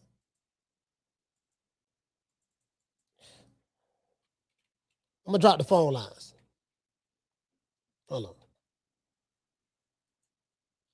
Let's pull this up right quick. Because I know, you know, some motherfuckers watching this live right now need to see this. Accountability, according to AI, accountability is the obligation to accept responsibility for your actions. Accountability is the obligation to accept responsibility for your actions, decisions, and their outcomes, involving ownership, transparency, and a willingness to explain or justify them. Crucial for trust in personal, professional, owning results, apologizing for errors. Error meaning if you are wrong. Do you have the ability to apologize for your own faults? And governmental settings, ensuring ethical behavior and good governance. Now, this is from a government standpoint, but in a personal standpoint, you have to ensure yourself that you have ethical behavior and good governance, meaning that you are governing your own actions. It means owning your part. What role did you play in missing the fight? What role did you play in missing weight? What role did you play in trying to jump another fighter with your other brother? What role did you play in your fight being canceled? Let's continue. I know, Cookie. I know. It means owning your part, not blaming others. Let's stop right there. That's all they do on you social media. Don't nobody have accountability and they blame others. It ain't never their fault. You know what I mean? Not owning your part, not blaming others, and actively working to fix mistakes and meet goals. Accountability is kryptonite to a nigga. Niggas hate accountability. The Mexican nigga hates accountability. The white nigga hates accountability. The black nigga hates accountability. The Asian nigga hates accountability. You got niggas all over the globe on many different continents, many countries, many cities, many states, all over the world. They all got one thing in common. They hate accountability. True. So Keyshawn said he got rid of his team. He got rid of everybody. And, you know, he got a whole new team, a whole new situation. But if you still got the same, but guess what? If you still that same old nigga that you, with the new team that you was with the old team, guess what? You're going to face the same problems. True. You go straight to the same problems. And those are the facts. Those are the facts. Phone lines open, man. 530-494-9636. You want to talk some shit? Call me. Start some shit, bitch. Sup, fool? You gonna talk shit about me, homie? Where you from? Hundreds of niggas is waiting for your motherfucking call, and they all talking shit about you right now. Call the coach at 530-494-9636. We waiting on your bitch ass. Yeah. I mean, that's it. That's I mean, that's the only question I would have. Okay, all right, you know what I mean? Like, you know what I mean? Like, and do you take accountability? Did you take accountability for your part in this situation? Like, what part of yourself did you change? Because you say you changed your entire team. You are a part of the team. So what is it about you that you changed? Because if you are a part of the team and you change the team, you have to be a part of that change yourself. You get what I'm saying? Caller, what's your name? You calling from? Sugar the Bear, coach. Been a minute since I rapped with you. Sugar the Bear. Sugar the Bear, where you calling from? Little Rock, Arkansas. Arkansas, talk to me. Look, I can read between the lines. You know something that you ain't said. You know something that you ain't said, because I'm with you now. That accountability is something else, man. It's something else, boy. And I like Keyshawn. I wish he hadn't got rid of Bomac, though, man. I wish he hadn't got rid of Bomac. What you think his career would be like? He's a good fighter, and there's a lot of other good trainers out there, I know. But what you think his career would be like without Bomac? I mean, him getting rid of Bomac, I mean, that's fine. Maybe I'm not even really tripping on that. If he want to get rid of Bomac, fighters do that all the time. Anytime something go wrong, the trainer is always to blame. Fighters, it's very seldom a fighter take accountability for anything. That's it's always, especially in this era, it's always the trainer's fault. It's never the fighter. So, we'll just see how it works out. I hope everything work out. I mean, Bomac got a full plate anyway, so it is what it is. I think Bomac was training his brother, Calvin, as well, so he probably ain't gonna be able to train him no more. And if that's the case, that's no problem. Because really, to be honest with you, I ain't gonna lie to you, fam. Keyshawn, older brother Calvin, and I met him. He all right guy, but he's not the most talented out of the two brothers. So, no. You're right.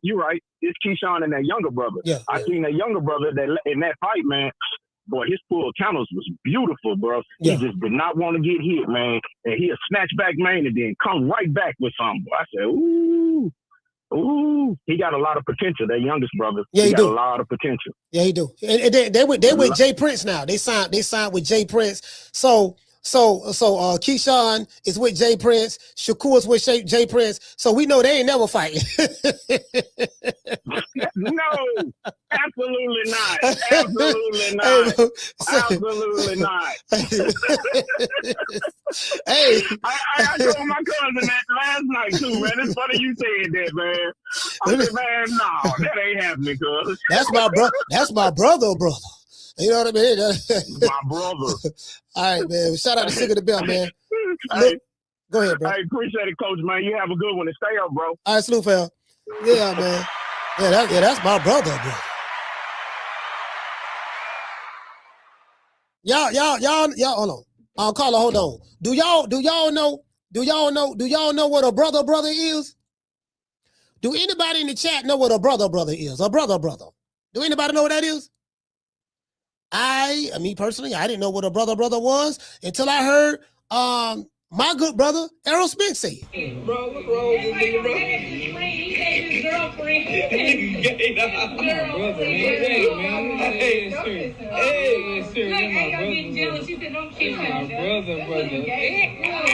Bro, what's wrong with this nigga, bro? His girlfriend.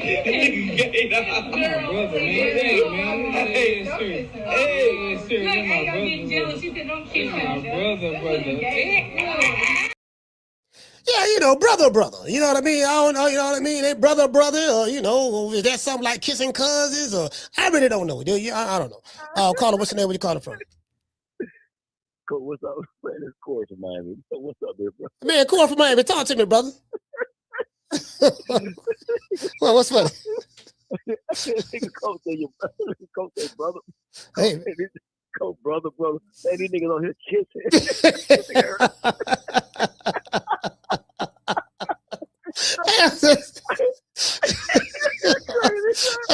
Hey, Coach, now check this out, right?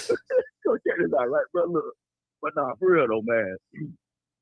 Keyshawn tripping, man. He got like somebody did something to him. Like, bro, y'all don't want to act up. Thanks. Nigga did something to them. Like, bro, who did something to y'all? Bro, you missed weight. Your brother got whooped on. Y'all went in the back trying to fight the other man. There ain't nobody fault. Like, nigga, that's your fault. Like, no, you fire your team about what? Bro, listen. No, he talking about firing Bomac. Bro, listen. That's no. Bomac is probably the best cat out here training wise. You know, he ain't the only one, Coach. You feel me? But I'm him, like, Derrick James. It's some good ones. It's some good trainers out there. Good brothers, right? Yeah. But I'm like, Keyshawn, man, you got a kid, bro. You can't raise a kid acting like it's somebody else's fault. Nah, bro. Hold yourself accountable, to hold your kid accountable. Like, bro, he's crazy. Like, when I fired my team. Like, Coach, you know what? I remember listening to a show before, and you said, I don't been around this dude, man. This dude kind of finicky. You know, he give off female. Talking about Keyshawn? Yeah. I was in the elevator. I was in Virginia. When I'm in the elevator with him, we on the same floor, bro. I'm telling you, his energy is like some of these dudes. They give off bad bitch behavior.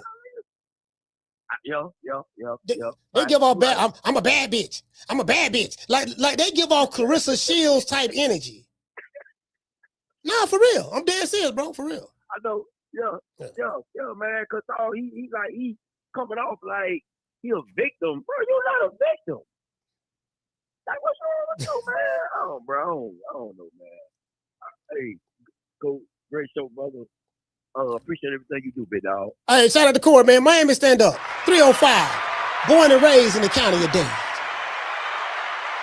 Yeah, man. Yeah, I'm telling you, bro. I'm telling you, y'all don't understand, bro. Like, it's hey, again. I'm not throwing shade. I promise y'all, I'm not throwing shade. But I'm being honest. I'm not throwing shade. I'm telling y'all, I'm not throwing shade.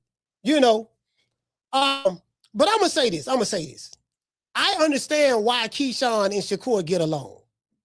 I'll just say that. I understand why they get along so well. Outside of them being boxers, I understand why they get along so well. Carla, hold on.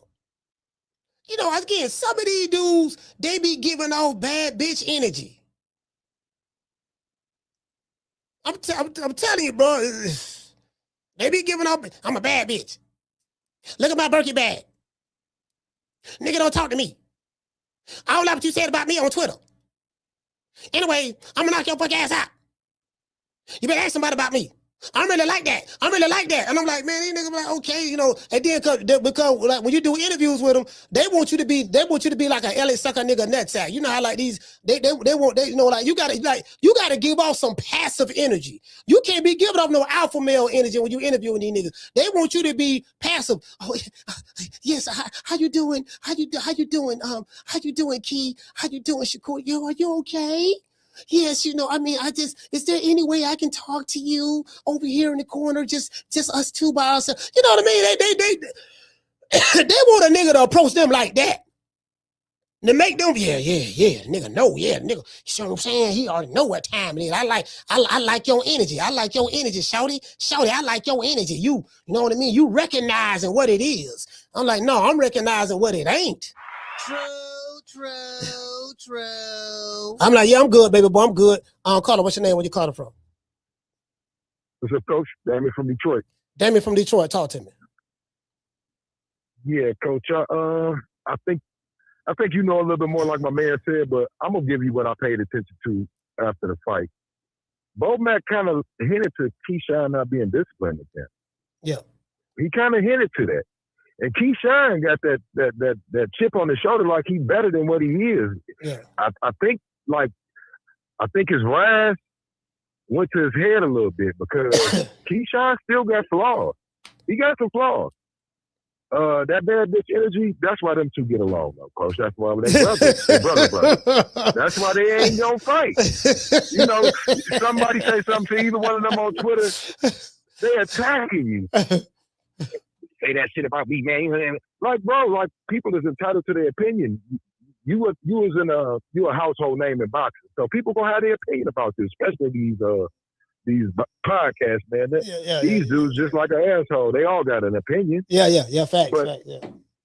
Right. When it comes to so just like all of us fans questioning it, shit, I guarantee you some boxers and some managers question it too. Why would you do that shit? Like, you the fight ain't the in the ring ain't broken. It's some shit outside the ring that's broken that didn't get you to the ring. But look like Bomac been doing a good job. So then you go sign with Jay Prince.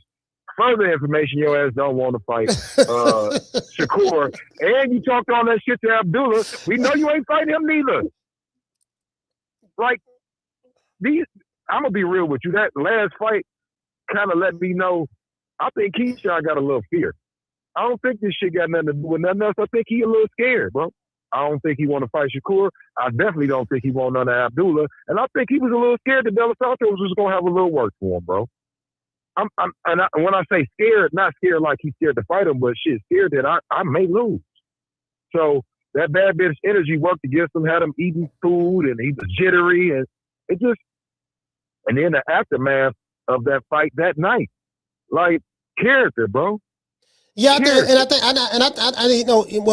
I think his mom raised him. So some people do say that some young men who grew up like that, they come from single mother homes, and I mean, I don't know. I haven't done a survey on it or whatever, but it just they give out. I was in Virginia. I was in the elevator with him. You know, I've been around Shakur as well, and just me. I pick up on things very, very easy. And I've been around both of these guys, and I'm like, you know what? But I see why both of them get along so well. They very similar. You know. But they different. Yeah, they very similar, but they different. I bet your ass Shakur wouldn't have had his baby girl in no damn stroller. Like, that shit just let me know who he was right there. Nigga, you for the moment. If you were serious about this shit, you would have made weight and fought that fight. But the aftermath of that, it's like these niggas for the moment. Some of these guys just love this fame, man. It ain't got nothing to do with they want to be a good boxer. It's what you said. They want to be bad bitches. And the limelight is what they want. It ain't really about being the best or beat the best. It's, shit, I just wanted a thrust into the limelight. I don't see it with some of these guys. All right, Coach. I was shot at Damon, Detroit, stand up.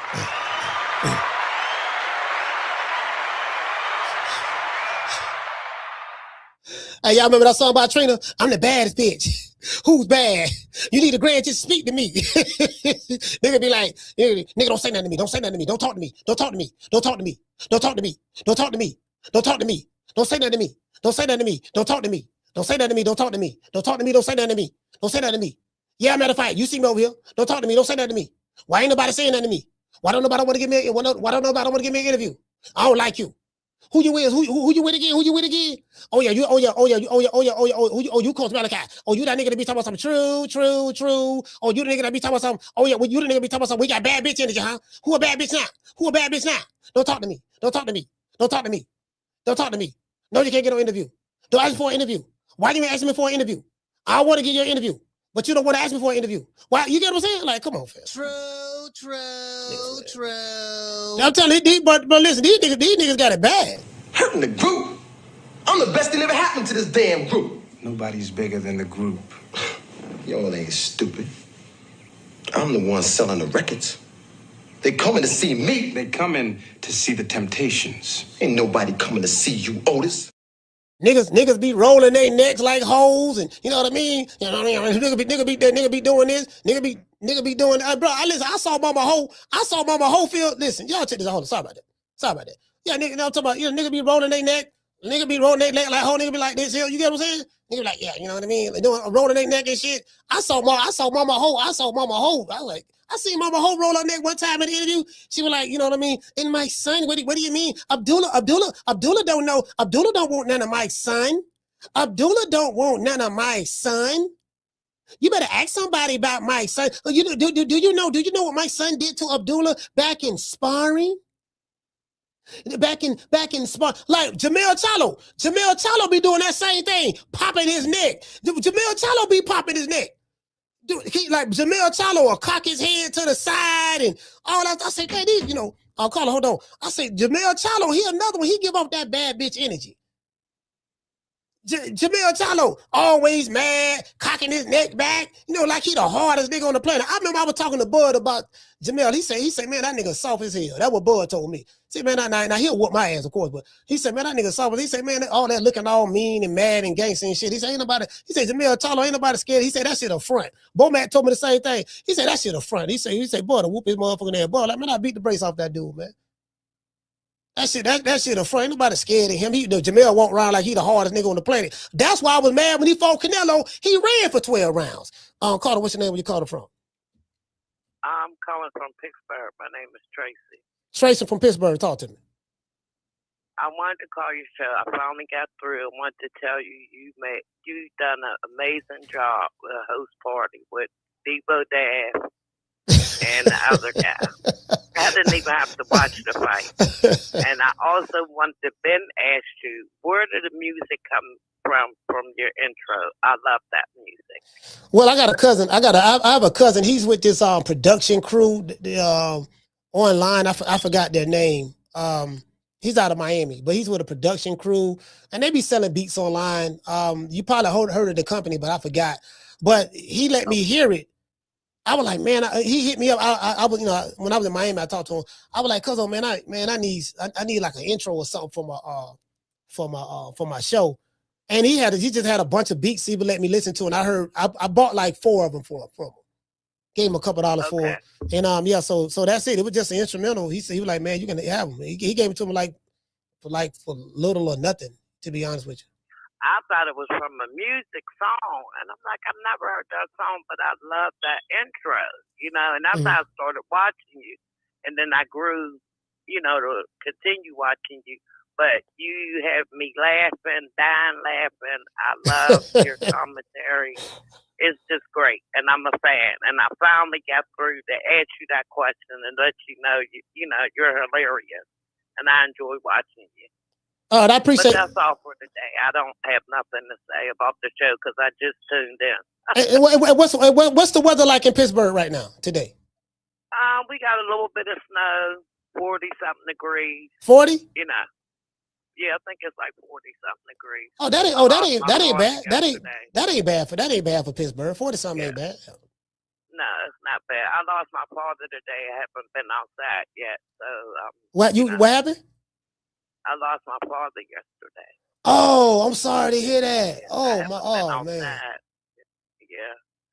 Unexpectedly, but I have a relationship with God. I'm gonna be okay. How old was your father? He's 70 years old.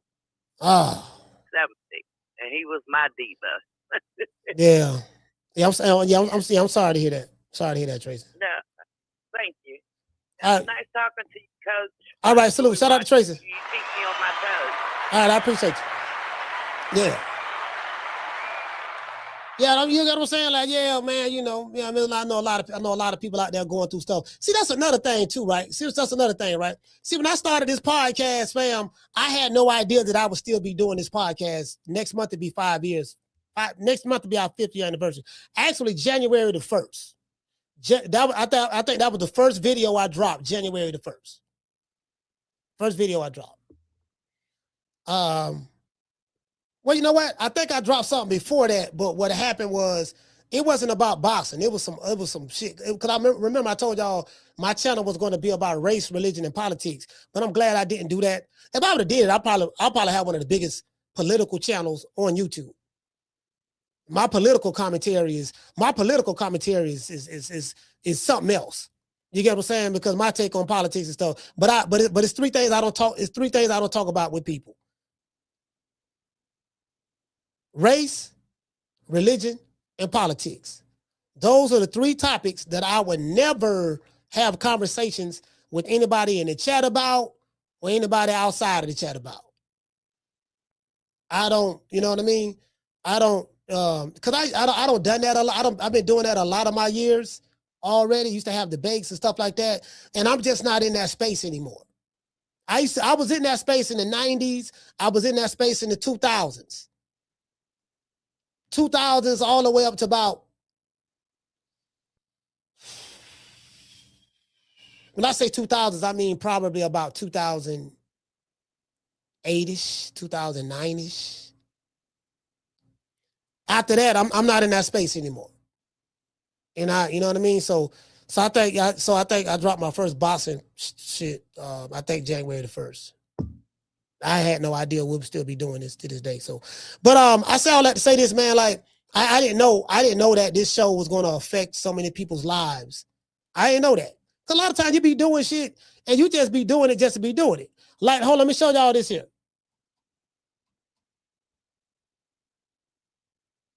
And I'll show it to you. I'll show it to you later. Cause I will show y'all one of the guys I learned a lot of this shit from. But yeah, I had no idea. Then of course I've gotten a lot better in 2025 than I was when I first started out. The production is a lot better. Shit, when I first started, I had a webcam. When I first started,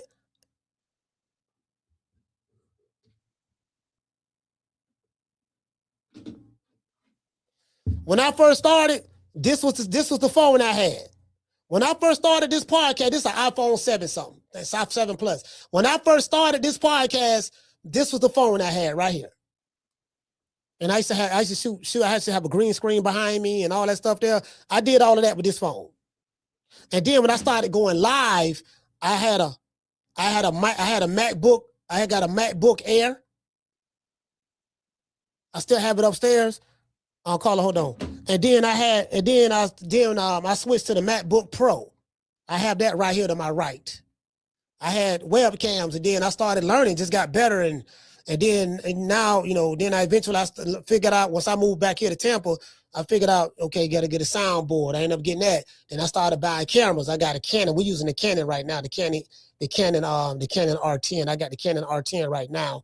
I got another Sony. And then I have a Sony. My favorite is the Sonys. I have a Sony ZV-10, and then I have a Sony 6400. 6400, 61. So Sony 6100. A6100, right? And I just started figuring shit out, how to do this, how this work, how that work, what's the settings, this and that.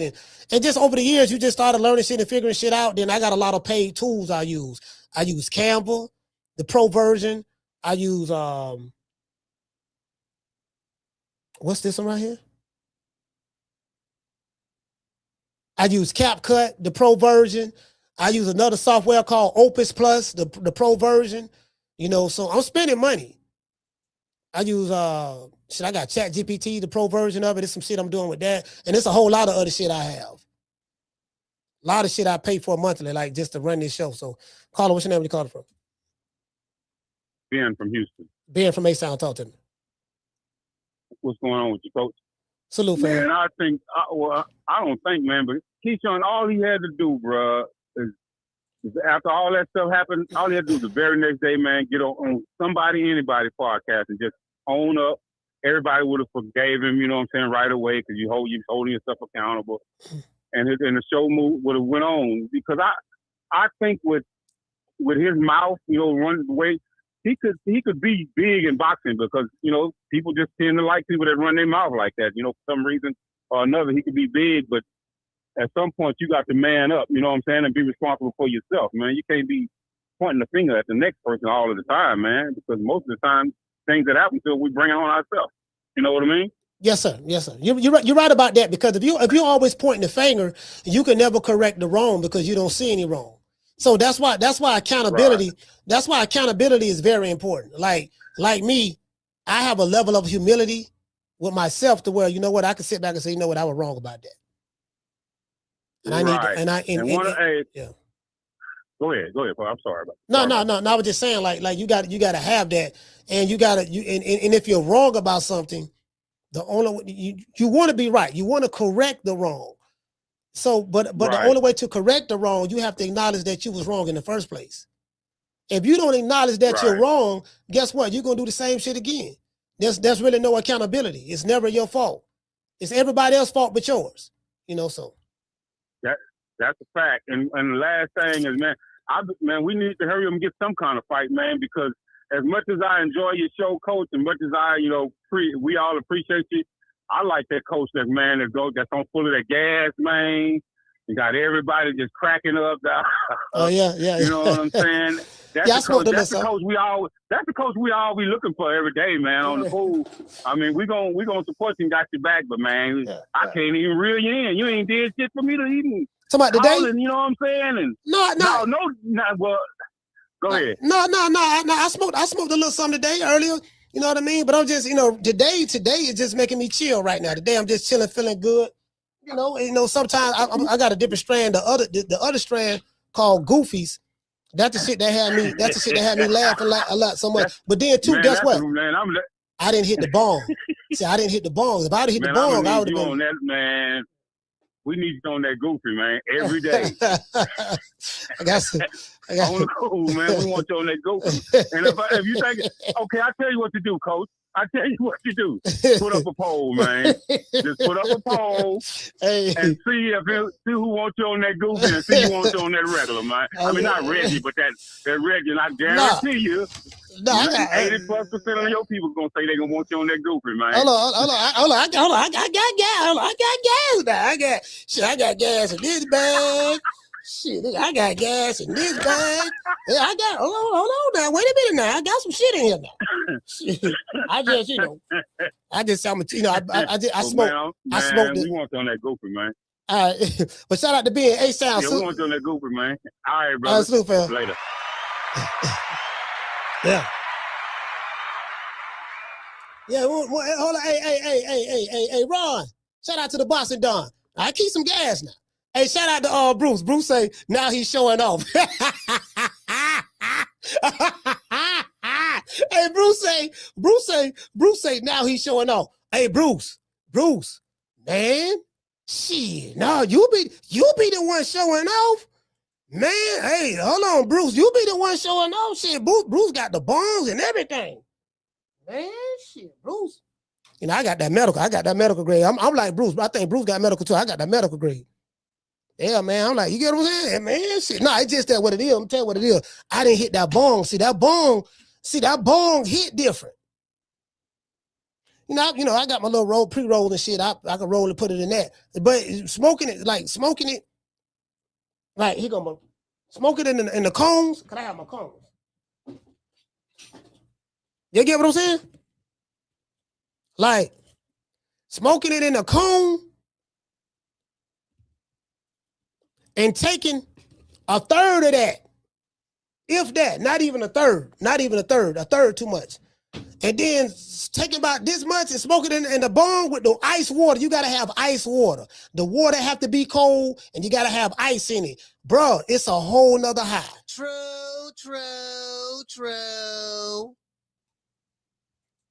Yeah, I don't advise anybody to do that. That's a whole nother high right there. That's a whole nother.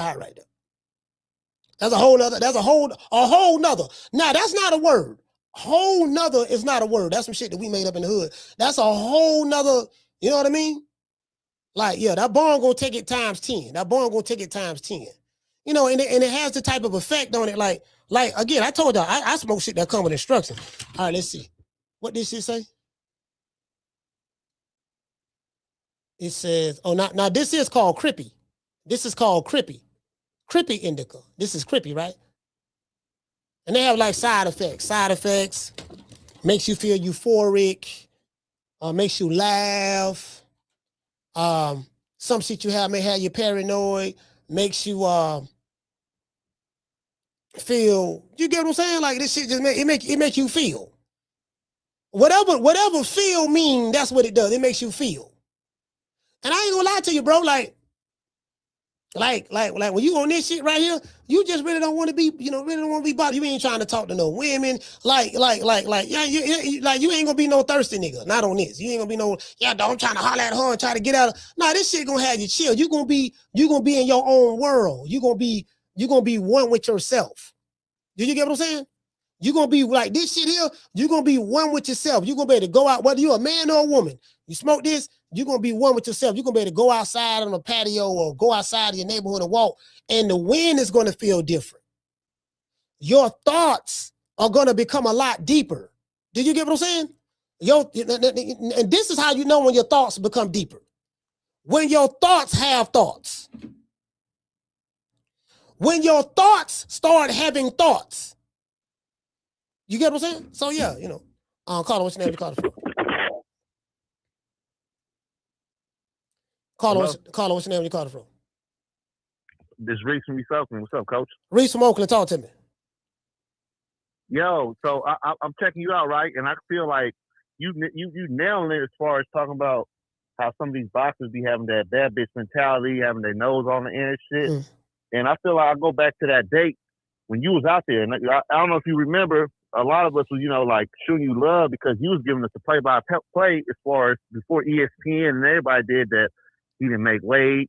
The whole little bullshit was going on in the background. Yeah. And I feel like that did show a lot about his character, you know, because it's like, all right, instead of just, you know, apologizing and being like, yo, I fucked up, accountability, you know, word of the day, how the way you busted down, like you can't correct yourself without taking responsibility on shit that you fucked up on. Yeah. And it's kind of like, how are you supposed to grow from that? Like, fine head coaches, okay, yeah, we seen the best do it. You know, Oscar De La Hoya that went through about like 10 of them. You know, he's a 6th division weight champ. Yeah. But again, a lot of that shit go back to in order to grow, you gotta check yourself and see, all right, where can I progress? Where can I grow at? Not just, all right, you fire. Because now the way what you giving off is you want a bunch of yes men, and you can't grow like that, bro. But you know what? A lot of those fighters like that though. A lot of those fighters, they want yes men. Like, you know what I mean? Like certain fighters, you know, that's just who they are. Very few of them do a lot of reflecting and look within. Now, the good news is Keyshawn is saying that, you know, he got God in his life and stuff like that. And that's always a good thing. And if God is the center of his life, then that's wonderful. But yet and still, my point is, you know, and I get it. You got rid of your team, no problem. I ain't got no problem with that. But yet and still, you know, you are the sole reason why you got rid of your team. For whatever the reason why you got rid of them, you are the sole reason why. You was the one that was undisciplined and you missed weight. You was hanging out doing what you did in Virginia. I heard what was going on all the way up to the weigh-in, and you missed weight, and then you thought that I'll just pay him some money and then we can still make the fight and make it happen and all that stuff there. That didn't happen, and then you had this nonchalant attitude about it. And then you was acting very niggerish, if I can use that word. You was acting very niggerish about, DT3 or whatever it was, and then you and your little brother trying to jump the dude who beat your older brother, and you ain't come out, and you had fans. People spent money to come see you. I met people from St. Louis. I met people from Kansas City. I met people from Cali. I met people from North Carolina, South Carolina. I came from Florida. Like, bro, I met people from different places who came to see you in this fight, and you showed no remorse. And then it took you like 2-3 months to even make an attempt to apologize after the incident. For sure. So, but shout out to Reese, man. For sure. For sure. Real quick, before you let me go, and it's like, he's legit. It's like one of them, one of them niggas in the hood you grew up with that's always bitching and moaning and I'm broke, I ain't got no weed, I ain't got no gas, but it's like, yo, you gotta get off your dick and go make that shit happen. This shit ain't gonna just fall in your lap. But yeah, shout out to you in the progress, coach, because you got a lot of faithful listeners who fuck with you the hard way, man. So appreciate the journey and let's keep it rocking, baby. Absolute, fam. He said the hard way. I don't know if those are the right choice. I don't know if those are the right choice of words in 2025 or 2026. You say he fucked with you the hard way. I caught that. I know what he meant. I know what he meant. I know what he meant by it, but that shit sounds kind of crazy right now. Right about now, boy, Diddy. They got the Diddy documentary out. 50 Cent put that out there. Shout out to Chastity. The Diddy documentary out, and just certain words that you can't use today that we used to use yesterday. True. You get what I'm saying? Yeah, I just want to throw that out there. That's all. It's some shit, you know. But point well taken. Point well taken. You get what I'm saying? Hey, he said, shout out to Kenny. He said, see, Chastity say it's a weird saying, anyways, and it is weird. I ain't gonna lie, it is weird. It is weird. You know what I mean? So, yeah, you man, listen, man. You know what nigga fuck with you, man. I fuck with you, baby. You know that. Hey, Chastity, check this out. Check this out. I got a cousin named 3-4, right? Shout out to my cousin 3-4, my big cuz. My big cuz 3-4, he a preacher now. He preaches now, and back in the day, 4 was a motherfucker though. His nickname 3-4, but we call him 4. You know what I mean? We just drop the 3 and just say 4. So my cousin 4, right? 4 was like, 4 had some game. 4 had some game back in the day. See, you know what? Let me tell you something. My city changed. I came up in the era to where you used to be able to court women. You see a woman walking down the street, you may be riding in your car. I hang out the window. Hey, Red, what's up? Let me holler at you. Or Slim, hey, Black, hey, girl, what's up? What's your name? I'm holler at you. Then when homeboy stop the car or whatever, or I stop, pull over, get out the car and try to holler, shoot your shot. That's the era I came up in. You in the club, you on the dance floor, you and the chick make that, you know what I mean? She backing it up, throwing it. Then, and then you see it, so you think y'all connecting, y'all vibing, sometimes y'all connect and vibe. Say, hey, Chastity, I gotta take these jitterbugs back, because these jitterbugs don't know nothing about this, right? See, y'all, the 90s was the good old days. The 90s and the early part of the 2000s was the good. See, you jitterbugs missed that. Y'all coming up in the socially awkward era. Dudes ain't got no talk game. They leading with their wallet. They trying to mimic and imitate what they see their favorite rapper doing. You get what I'm saying? I'm like, yeah, man, y'all ain't, Dudes ain't, I remember I used to have to, every Saturday we go to the mall, we trying to holler. Y'all don't do that. The women different now. The women is different now. This out in my city, check this out. This city right here. I got a bunch of homeboys and family members that listen to the show. They'll tell you the same thing though. Back in the day, you can meet a woman, hood chick, hood chick, right? You can meet a woman on a Monday. You don't put the chalk game down. You don't chalk the up. Chalking is like, that's what we say in Florida. We chalked up. Like, it's like a pool stick. If you want to get a good shot when you playing pool, hitting the cue ball and knocking it to 8-ball corner pocket or something of that sort, they'll take some chalk and they'll cue the stick up. Put some chalk on the stick. You chalking it up to make sure that when you hit the ball, the stick ain't sliding off the ball or whatever the case may be. You chalking it up, right? So you put the chalk game down, right? You put the chalk game down. So, I came up in that era right there. Y'all don't know what chalking is. What's your chalk game like?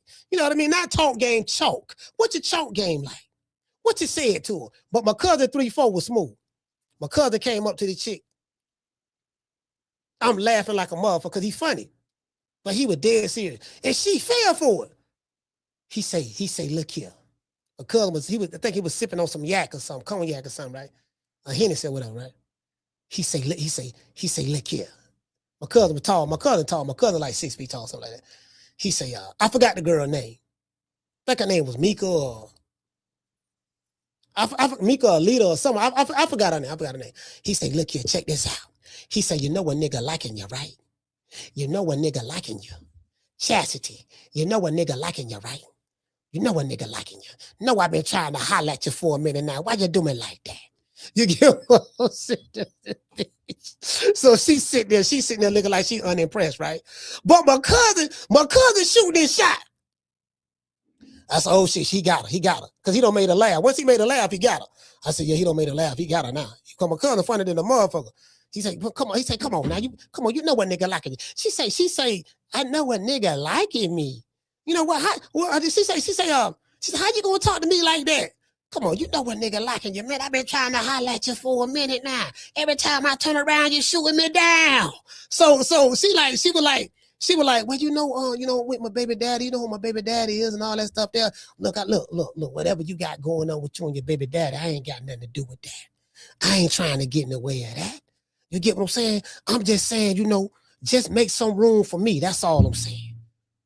Bro, she fell for it. True. Yeah, my cousin, you know what I mean? But back then, but she was digging him.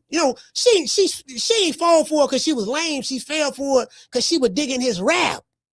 She was digging my cousin rap. She was picking up what he was putting down. You jitterballs ain't got no game like that now, man. To this day. Your jitterballs ain't got no game like that there, man. I be disappointed at these young niggas now. Like, for real, though, I be disappointed at them. Like, this a true story, dog. This just happened last weekend. I'm at the barbershop. There's a lady, friend of mine, she's starting a podcast. She's from Gary, Indiana. She's starting a podcast. Of course, I'm the only dude in the town, but everybody know got a podcast. So she called me. Yeah, I want you to come over. I came over to the shop and stuff, right? So she got some barbers. She do facials over there. Her daughter does hair. They sell boots, and another chick do braids over there and stuff. Another dude, like a barber, right?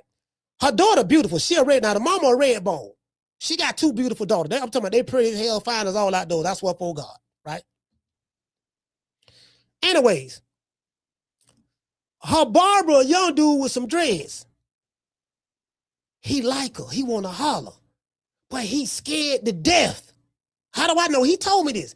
He talking to Chi. He talking to Chi, right? The red bone. She from Gary, Indiana, the red bone mama. He talking to Chi. He said, Miss Chi. She said, yeah, what's up, hon? She say, man, I wanna ask your daughter, would she do my hair? Cause he got dread and she needs some new retwist. She said, yeah. Just go over there and ask her. He said, I'm scared to ask her. I'm scared. And so I said, you scared? Yeah, man. I'm like, man, that girl beautiful, man. I'm scared. I don't know what to say to her, man. I'm scared. Every time I want to talk to her, I freeze up. I said, bro, all she can say is no. Now you act like you in the ocean swimming with sharks. Jitterbug scared. I say, what? What you want me to ask her for you? I'll go ask her for it. You want me to? You know what I mean? I ask for, I ain't trying to holler at her myself, but I'm just saying, I asked for it. You want me to? Come on, man. I'm going to walk him over there with me. Yeah, we've opened up, you know what I mean? Now, if he want me to put the game down for him, I can do that for him too. Look here, man. Check this out. My little partner right here, my little player partner right here, he want to holler at you. He kind of scared and shit. He see you pretty and beautiful and stuff like that. And he don't feel as though he's worthy of even asking you for your attention. Let the man know you ain't gonna bite. Let the man know you down to earth. He can come up to you and talk to you. And then, because she down to earth. And if he come up to her like that, she'll talk to him and make him feel good. He let his guard down. But the man terrified. True. The man, Chastity. The man was terrified. Jitterbug, he probably about 25. You get what I'm saying? I'm over there. I'm like, man, I'm just sitting there looking at him. I said, yeah, I can't relate to that. I ain't never had that problem. Now, you know what? That ain't true. That ain't true. When I met my first girlfriend, Ayana, I was nervous at that time. Cause I was 13 years old. My clothes fucked up. I used to wear Buster Browns and this when I was 13. My mama buying me Buster Brown. Buster Browns at 13. Bro, I had some USA 800s or some shit as well, right? My mama bought me for school. How embarrassed I was, dog? Cause my mama worked at a shrimp packing factory. My mother had an 8th grade education, but she was smart as hell. She had an 8th grade education. That's how high she went. And then, so she didn't have a high skill set. She used to always work like low wage jobs. So my mother worked at a shrimp packing factory, right? Packing shrimp, right? Now automation do all that shit now. So my mama, she can only buy me what she can afford to buy me. Everybody in my neighborhood is selling drugs. This the crack era. Dudes coming to school with Filas, Deodoras. Shout out to Mr. AGR. Hey, okay. He gifted 10 people memberships. Let's give him a round of applause.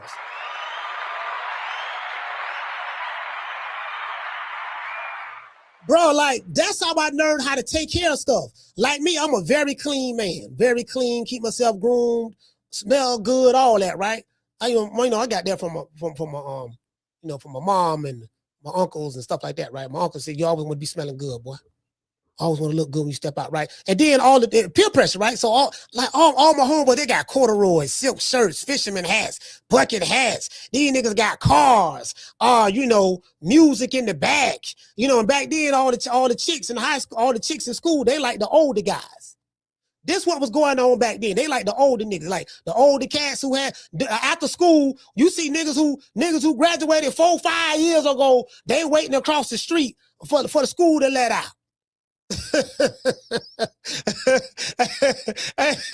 Hey, you get what I'm saying? You get what I'm saying? Yeah. So my girlfriend Yana, she ended up talking to me. I think I put it in whole problem. Yeah. She ended up talking to me. She came, you know what I mean? Cause I was shy. I was, you know what I mean? I ain't never had no cootie cat before, nothing like that. So I ain't end up getting none. I ain't end up getting none really till like 14. When I turned 14, probably like going into my 15th birthday, which is still too young to be doing stuff like that. But that's when I finally got some. But anyway, so yeah, she, you know what I mean? So that's the only time I can relate to that. After that, bro, after what I went through with her, after that, nigga, my game been strong. My game been on 10. True. Now, you're gonna get rejected. Rejection is a part of it, but you gotta know how to overcome rejection. It's chicks, cause sometimes you can meet a woman and she may think you look good and all that stuff there, but she tell you no because she don't want to talk to you because it ain't the right time. Just because she tell you no today don't mean it won't be yes tomorrow. Did you get what I'm saying? I don't have chicks tell me no today, but I was persistent. Took about a week or two working on her, but I persistent. You know what I mean? Then I got a brother named Sidney. Shout out I got a brother named Sidney. Sidney Mac game is immaculate. And then I make everybody laugh. I make everybody laugh. But my homeboy, Sidney is he's the funniest dude I know. Like, this dude should be like on some Dave Chappelle, Cat Williams type shit. He that funny. Sid, he say, baby, what's your name? You ain't never met a nigga as immaculate as me. My name's Sid. He say my name's Sidney DeLoach. but you can call me Sid. What's your name? He's sitting there smiling and she talking real smooth too. She's sitting there rejecting him and all that stuff there. Hey, look here, baby, don't be like that. You could be. He said you could be missing out on a prayer or on a blessing that God trying to send you. Cause when you pray for things, prayers are answered through people. It don't fall out of the sky. When you get an opportunity, opportunities come through people, men and women. It don't come out of the sky. You get what I'm saying? Like, he used to say shit like that. I was like, God damn, that's some cold shit. Cause she turned him down. She's like, baby, he like, baby, I'll shit, for all you know, I could be the blessing that you was praying for. But you turned it down because you don't like the vessel from which the blessing is coming through. Don't miss out on the opportunity of your lifetime. He used to say shit like that, right? Bro, I used to be crying, laughing. Guess what? That shit used to work. True. Hey, Steph, that shit used to work. And then once you get the women to laughing, once you get them to laugh, that's it. You got them.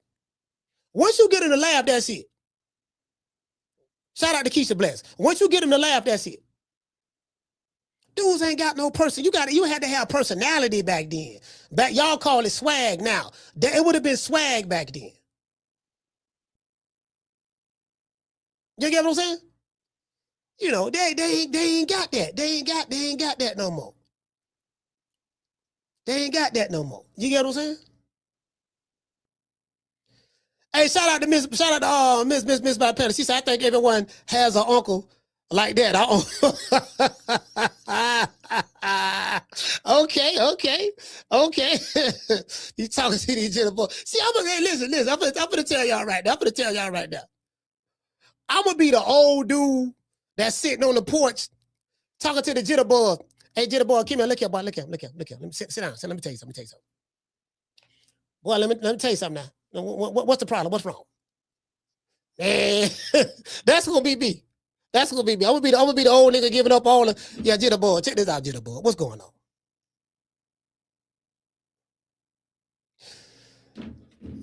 Caller, what's your name? You calling from? 9 Lives from Texas, coach. 9 Lives, talk to me. It's just like the boxing game, man. When you date these women, you gotta have your own level, man. There's levels to this game, man. You know what it is. Yeah, man. Levels, huh? I know you about the same age. I'm in my early 50s, so back in the 90s, man, it was kind of like hard to just approach a woman, you know. Now these days, they got all these phone texts going out, and you can do whatever you want to do now. So you know, I just want to let you know that. Hey, what part of Texas you from? I'm from a little town called Bastrop, man, about 30 minutes from Austin. It's called what? Bastrop? Bastrop. B-A-S-T-R-O-P. Oh, B-A-S-T-A-R-P? T-R-O-P. Oh, T-R-O-P. Oh, okay. Dang. Okay, all right. So you okay? So you ain't too far. You say you ain't too far from Austin? Right. Oh, okay. About 30 minutes. About 30 minutes. All right. Go. Yeah, but man, it's just levels, man. Just levels of the game, bro. Well, you know, you gotta have some game first, though. Exactly. Yeah, you gotta have some game. I'm level one. What's level one? Is that the high level or the low level? That's the low level. Oh, okay. Yeah. I about agree with that. I can see that. I can see that. And the young man at the barbershop, 25, he's on a low level, man. You gotta pick your game up. You gotta pick your weight up, man. All right. Well, you know. Hopefully one day, my brother. You say you at level 1 right now, right? Well, I tell you what. Hopefully one day, you know, you keep working at it. You can at least get to 5. If you can get to 5, I think you'll be batting. You'll be doing pretty good. But 9 Lives, man. Shout out to you, brother, man. Salute to you, fam. Yeah. Get them up to 5. You know. Shit, if you know your game level 1. If your game level 1 at 52, man, it's in your early 50s, man. It's shit. You know what I mean. You might be, you know, it's either you got it or you don't. Is it that? Really, that's what it boils down to. It's either you got it or you don't. You know what I mean. Some people lead with the wallet, some people lead with their pockets, and some people lead with the game. You get what I'm saying? Some people lead with the, with the style, the personality, the charisma. You get what I'm saying? You know, cause that's what's gonna keep them. The wallet ain't gonna keep them. I can tell you that right now. The wallet ain't gonna keep them. You can have the wallet. You leave with the wallet. As soon as the money gone, she gone. You can lead with the pocket. And another thing too, right? Everything ain't for everybody. Like sometimes if you get turned down or whatever the case may be, caller, hold on. Whether you're a man or a woman, sometimes that's a blessing in disguise. Because you know, you could be trying to holler at somebody and you don't know what their situation is, and you picking up all kind of other shit that come with getting with them. I just want you ladies to know that. Sometimes, you know what I mean? You picking up all kind of shit with a nigga. You know what I mean? Like, do you get what I'm saying? So sometimes, you know, you gotta, you know, everything, you know, sometimes it ain't always, you know, rejection ain't always bad. You dig? Caller, what's your name? You calling from? You the last call. Hello, what's up, Coach? It's Derek from Florida. Yeah, talk to me. Yeah, Coach, I got a little story too, man. Like, I used to work at a casino in Miami called a casino. Yeah. Run by like the Dolphin Stadium. Yeah, so man, it was a pretty cool work. You know, I used to work here because we did like security though. Mom was cute, everything. You know, she got her little thing going. She like a little baby left eye. You know, short, light skin, like cute left eye. So you feel, I'm like, damn, I'm gonna talk to her because you know she had a thing going. She had her own car, everything. I'm like, damn. So I say something, but I be seeing her like every time I go to work. You know, she say hi, I say hi back. But I wanted to shoot my shot, so I like shit. I wanted to see she like me or not. So one time, like in the break room, I think we was on break and shit. So I said, you know, I'm gonna holler at her. Well, so I realized I asked her what's her name. She told me da-da-da. Yeah, I just asked her for a number and she just gave it to me right away. I'm like, damn. I'm like, she really liked me the whole time. I realized she liked me the whole time. She told me she didn't understand like, she was like a shy, like she was real shy though. She was introvert, She she was an introvert, Yeah, she was real shy, but she always do her job, what she need to do and stuff like that. But I didn't realize, because she gave me her number fast. Like, I wasn't expecting, like why I did shoot my shot, and she don't put it right on her phone. Like, damn. So I'm like, damn, she liked me the whole time. So, you very handsome, whatever. That's why I appreciate it. And after that, still, we don't kick it then. We ain't together no more now, but we kicked it for a good couple of years, though, you feel me? But for all the fellas, man, don't be scared, because you never know the female might like you. Because they're not going to say nothing. The ladies not going to say nothing. They're going to let you do, like, what you going to do, you feel me? They ain't gonna tell you they like you or they feeling you or whatever. Yeah, they'll give you a hint. If a woman into you, she will give you a hint. It's up to you to pick the hint up, though. They'll give you a hint. You know what I mean? Sometimes they'll give you a hint with how they look. Well, the women in my era that I came up with. I don't know about these women now, the younger ones now. Yeah. All right, shout out to Derek. Salute, fam. Yeah, cool. Yeah, cool. All right. Yeah, shout out to PD Russell. He say, so Keyshawn left Bomac team for real? Yeah, he said he got rid of everybody. Let's give everybody a round of applause. Say he got rid of everybody.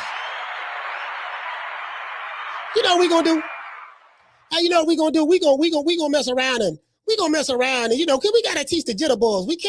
I don't want to lead the jitterbugs astray. We gotta, that's what we gotta do. We gotta get some of the sisters, Miss Connie, Chastity, the 90s chick, you know what I mean? Miss Black Panther. We just gotta have a, we gotta, you know what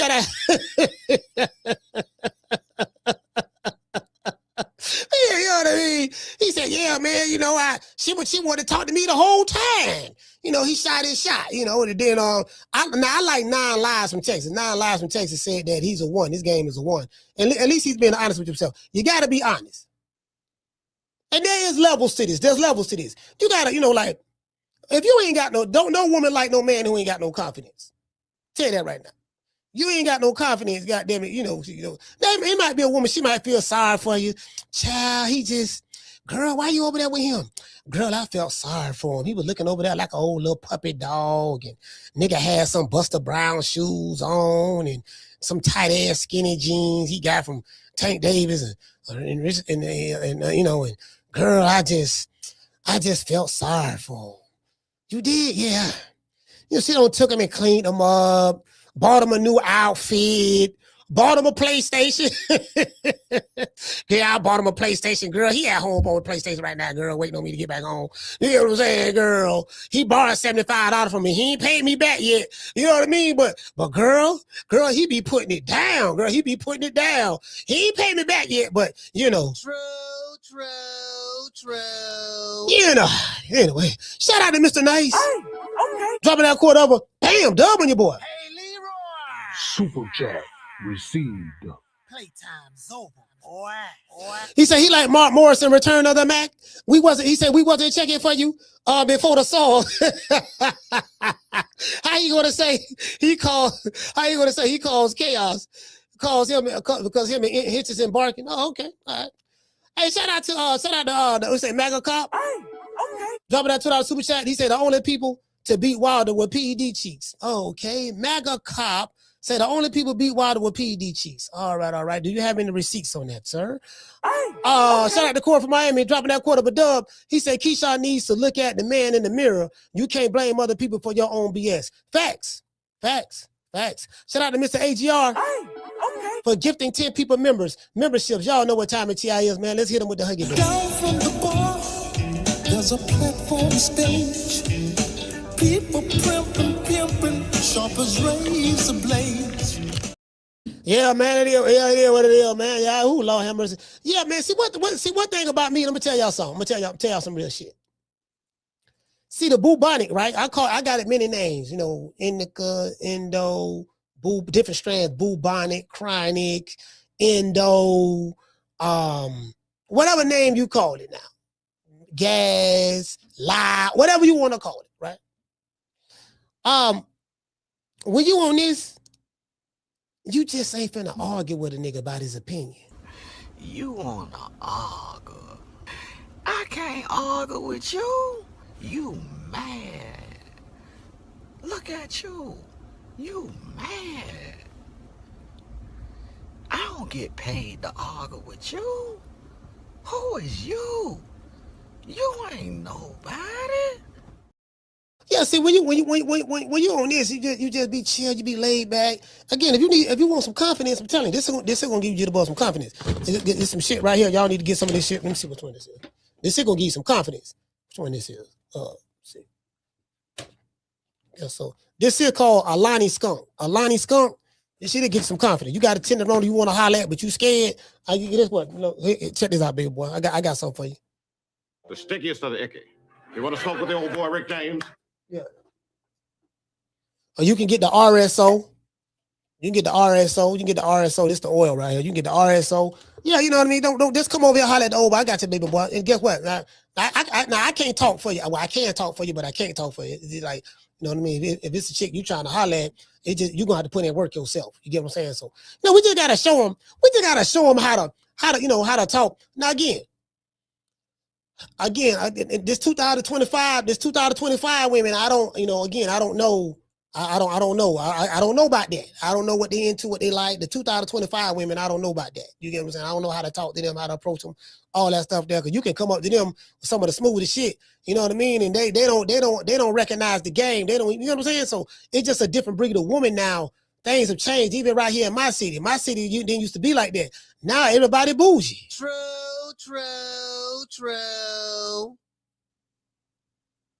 You know. I miss the good old days. I miss the good old days. I miss the good old days. You know, it was once upon a time. You know, Michael Jackson made a song called "Remember the Time." You know what I mean? Do you remember the time we had some game? You remember the time when you had Game Boy? Niggas ain't got no game now. You had to have game to get a woman now. Now it's like, you know.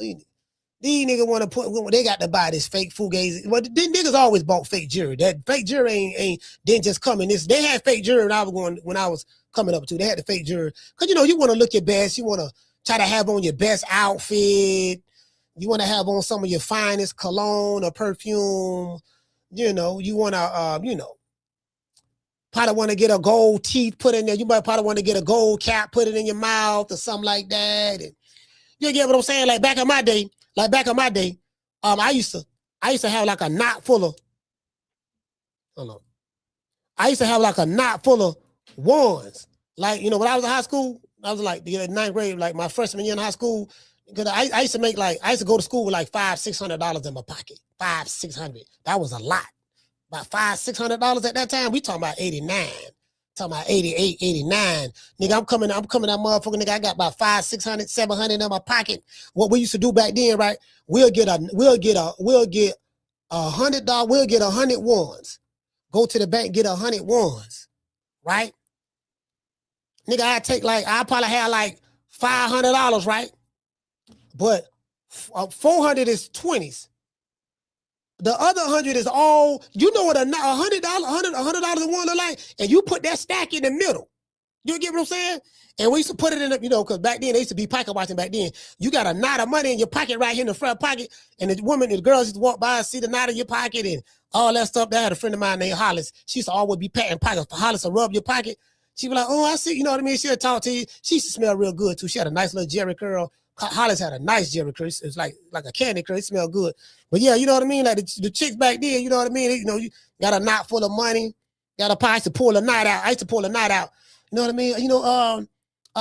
After school, they had like we used to go to the gyros, right? It was the gyros. You go there buy a gyro right across the street from school. You gonna buy me something from the gyros?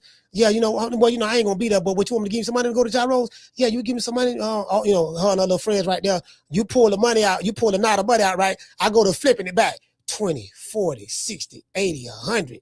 Everybody sit there looking. 20, 40, 60. Now I'm gonna stop before I get to the ones, because she see I got the ones. She know I'm flying.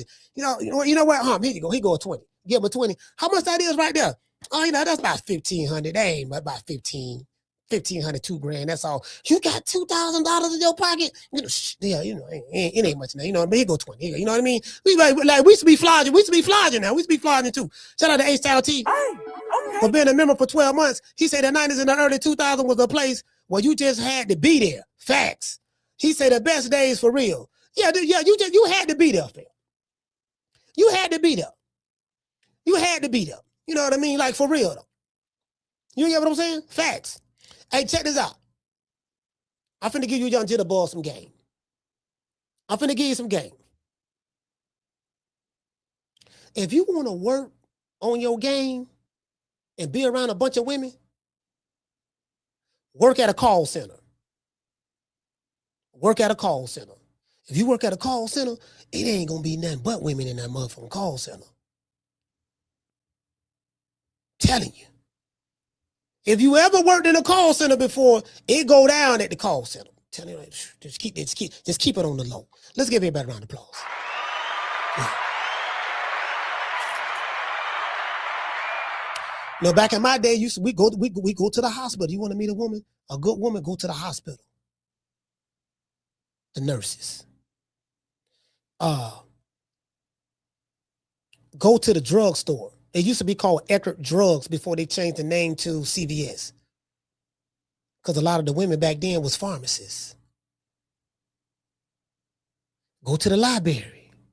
It was the library, the hospital, the pharmacist. That was a well-kept secret right there. Well-kept secret. Hospital, library, pharmacist.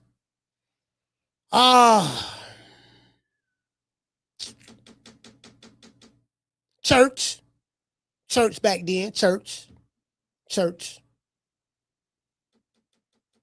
You get what I'm saying? I'm just, just a few places. You ain't gonna, you know what I mean? You ain't gonna, find no good chick in no club. Just ain't gonna happen. You ain't gonna find no good chick in no club. And you ain't gonna find no good chick on Instagram. You might, I don't know. You might in today's time. It's just different now. I'm out the loop. I'm not in the loop no more. I'm out the loop. So you get what I'm saying? I'm out the loop. But it is what it is. Y'all know what time it is. Shout out. I want to dedicate this show to the hood. I want to thank the whole hood who came out here. I love y'all. I did this for the hood. Y'all know I beat that boy.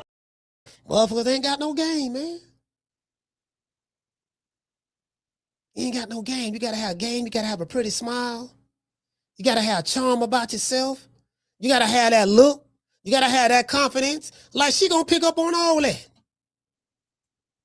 Like, this nigga, he's sharp.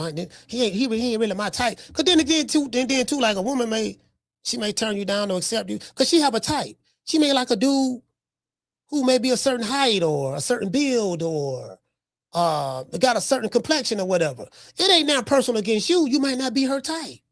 Everybody had a type. Did you get what I'm saying? But if you are convincing enough and your game is strong enough, you can take that woman who you may not be her type, and guess what? She'll make an exception in your case. True. I use it on talk to dudes like you. You know what I mean? But I'm kind of like rubbing off on me. You dig? And who's the next big star under Mayweather Promotions?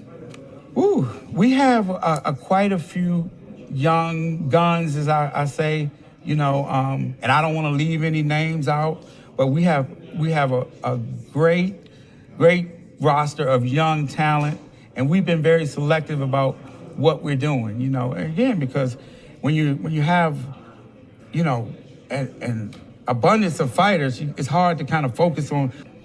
When a big fight is to be made, it has to make sense for both sides. No promoter or company is going to put their guy in an event with everything to lose and nothing to gain, especially when we talk about this. You know what I'm saying? Interesting.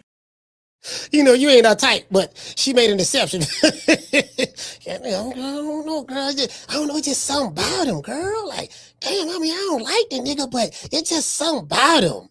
You get what I'm saying? Just something about him. It is what it is. I'm trying to tell you. I'm trying to tell you. You dig? So anyways, it is what it is, man. Y'all know what time it is. You wish you could work it the way I do, but you can't. You're begging me not to leave you, and I refuse to let you go. It is what it is. It is what it is. Hey, what did it say? What Keisha say? Keisha, what you say, Keisha? What Keisha say? Shout out to Keisha. Hey, okay. Dropping that $2. Bam, super chat on your boy. Hey, Leroy. Super chat received. Playtime's over, boy. She say, damn, coach. She say, that's why you and me on IG. Just joking. Nah, you know what? Nah, you know what, Keisha? I got on IG about, I know you just joking, but I got on IG about, well, this is my second account. I got on IG about, I want to say about 2015, something like that. About 2015.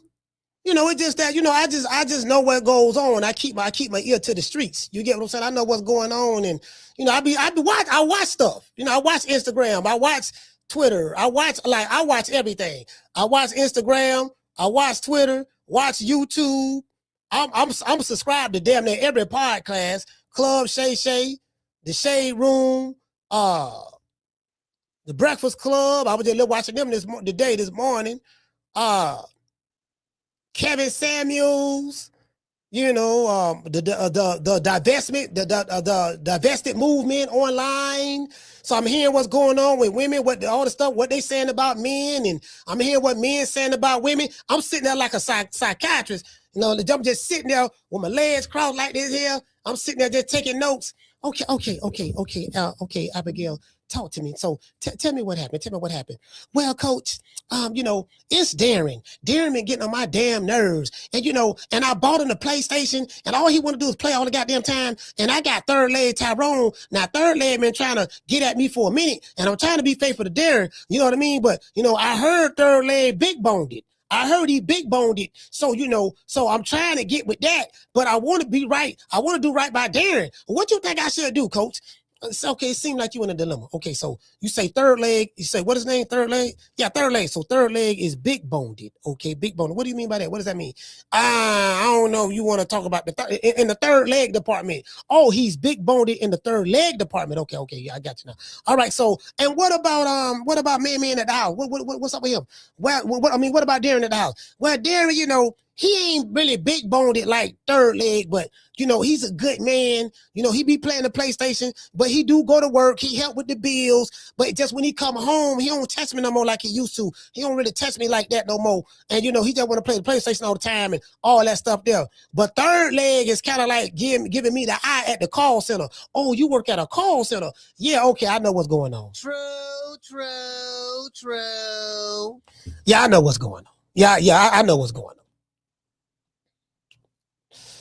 You know, when you have a work wife and a work husband. Just saying. Shout out to Dr. Tony. He said, Coach, Dr. Allie and me met at the grocery store. We've been together for 30 years. Became engaged in our education journey together. Blessings. Oh, okay, cool. Yeah, you know, the grocery store. You know, that's another one. Hey, good looking out, Dr. Tony. The grocery store. The grocery store is another place. You jitterboys, y'all looking in the wrong places. You got to go to the grocery store. You got to go to the hospital. You got to go to the pharmacist, and you got to go to church. It's some 3 or 4s in church, but it's some good ones in there too. You got to go there because it might be some women who might have been out there, but they reformed. They ain't out there no more. And you bringing a different kind of energy to the space. It's all about energy too. Sometimes if you got bad energy, you know what I mean? Like a woman can sense that too. This nigga energy bad. He ain't got no confidence. And the thing as well, if you're a man like me, I'm a very confident individual. I'm an extrovert, very confident. Rejection, I don't get offended at rejection. I'm too confident in myself, right? In my skills. You get what I'm saying? In my skills. You know, so having a talk game or a chalk game, got a beautiful woman out there you want to talk to, but you kind of nervous about it. If you got a beautiful woman out there, let's say you want to talk to the beautiful woman like Nate, Miss Black Panther, or Tilo, anybody in the chat, Jessica, right? You know what I mean? You got to have confidence in your skills. It's like boxing. Do you believe you can whoop him? I got confidence in my skills. Sign the contract then and show us what's up. The best versus the best fighting each other. Shakur Stevenson and Teofimo Lopez finna get ready to fight each other in next month. They got confidence in their skills. Shakur believes that his skills is good enough to beat T.O.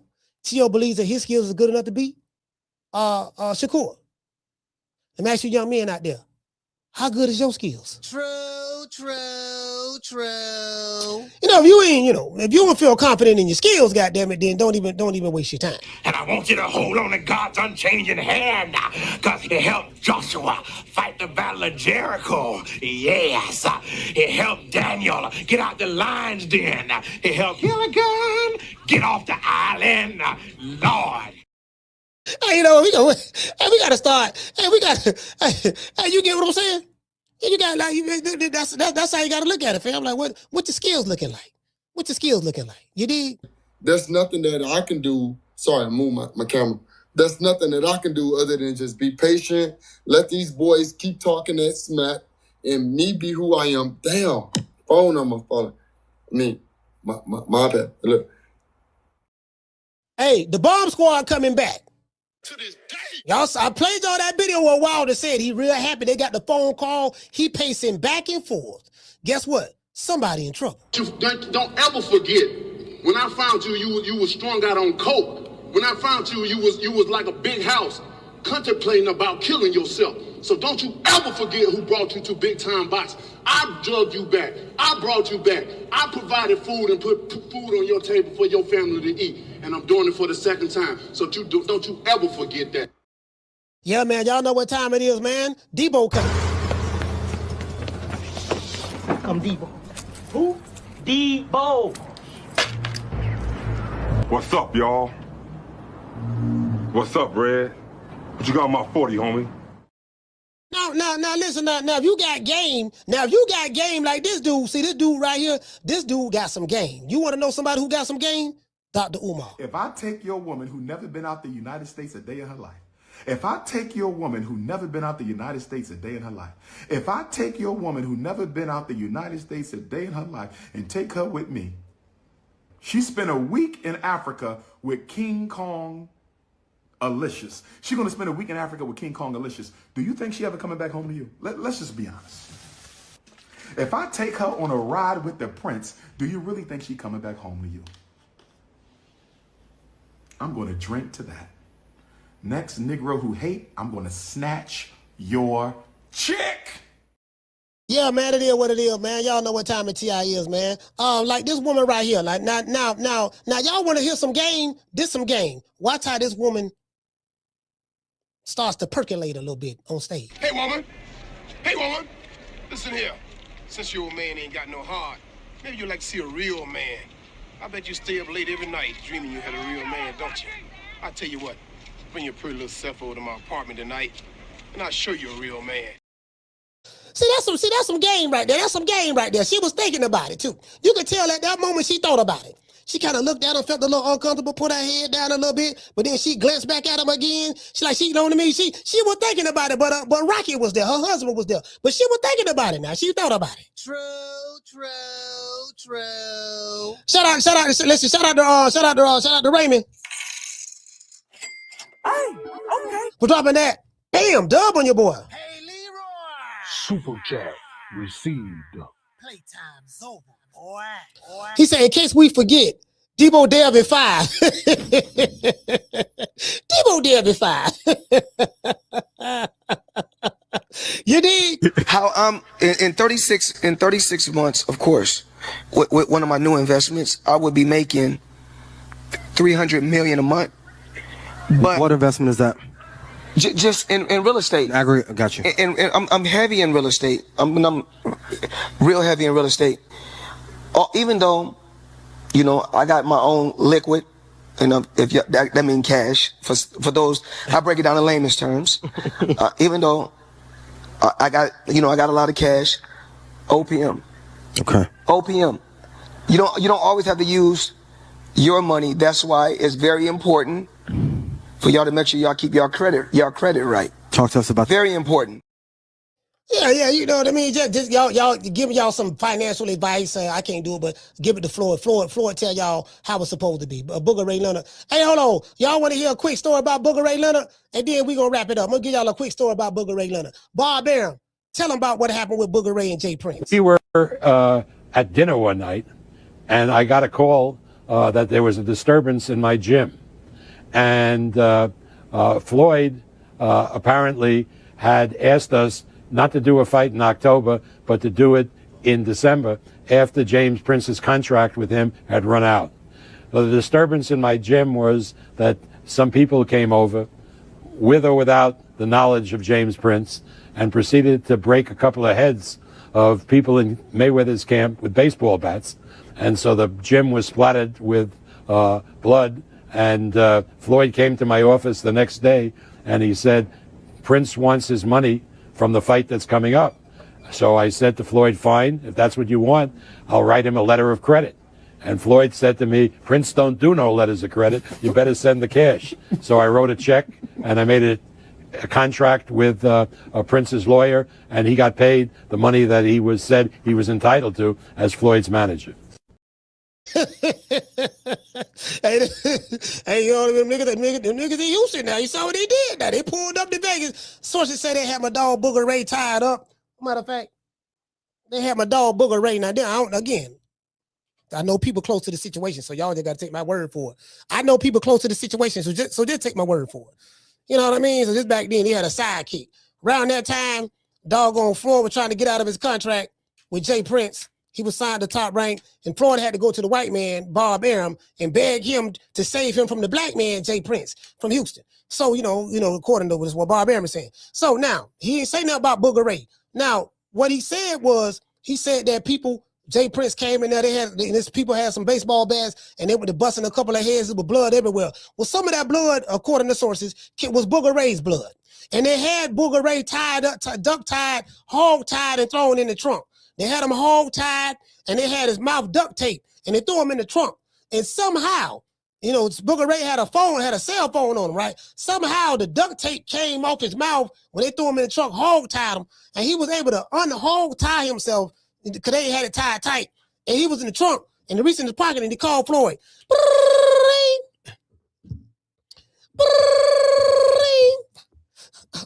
Hold on, baby. You giving me a massage. Baby, did you know I was the best? Did you know that I beat Oscar De La Hoya? Yes, Floyd, I know you beat him. Yes, did you know?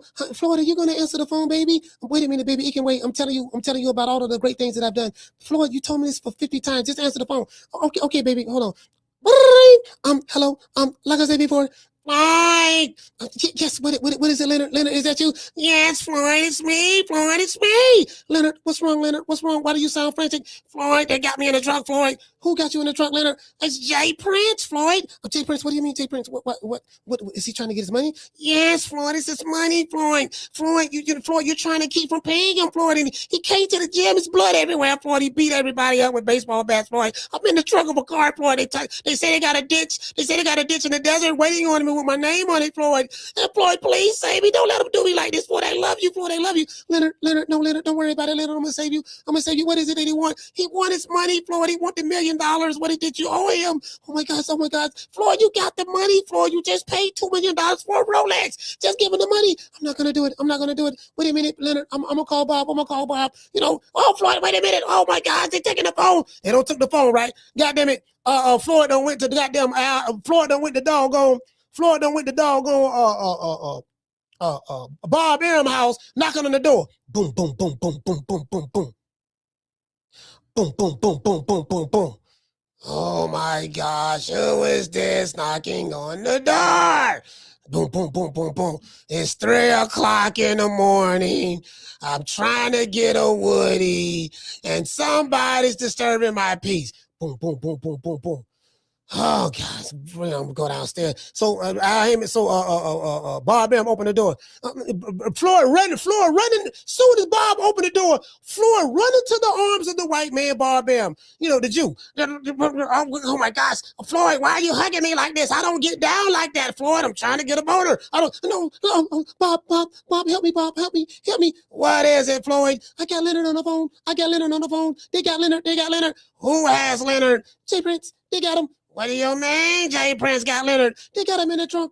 They got him in the trunk. For what, Floyd? Because I didn't pay him. I owe him $1 million. I don't want to pay. I'm trying to get out of my management contract. Floyd, you can't get out of the contract. You got to pay him. Leonard, please. They said they're going to bury Leonard. They said we got 24 hours before it's over with. Well, Floyd, you don't leave Leonard anyways. I have a bunch of top-ranked honeys that you can use. But no, I need them. I need Leonard to give me massages in between rounds. You don't need Leonard to give you massages. I got Becky over there, Susie Q, Vicky Vi, Sarah, Loose Lips Betty. I got a bunch of them over here. Wait, no, but they're not Leonard.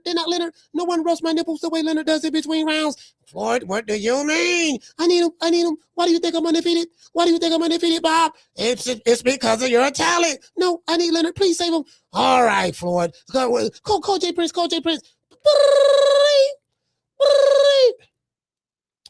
Mob ties, J Prince.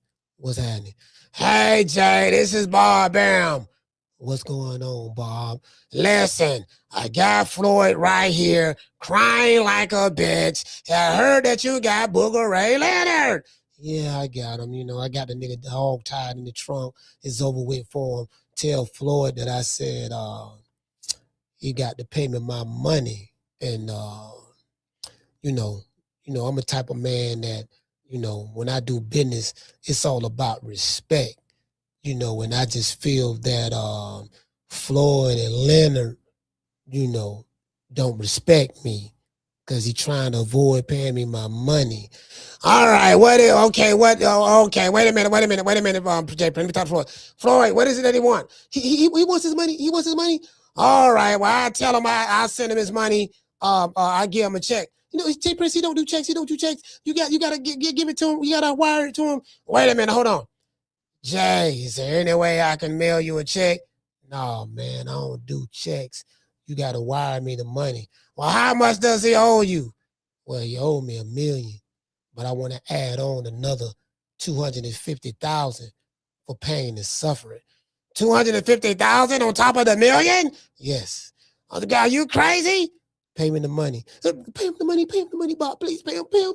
I'll do anything.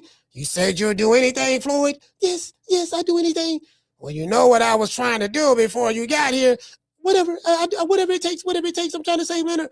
All right, Floyd, whatever it takes, huh? Yes, whatever it takes. All right, Jay, I'll send you the money. What's the account number? What's your account number and the routing number? You know what I mean? He gave him the account number, wire number, he wired the money, and next thing you know, Leonard been free. No. How you think this video was made? Make it last. Make it last forever. Don't let I love me.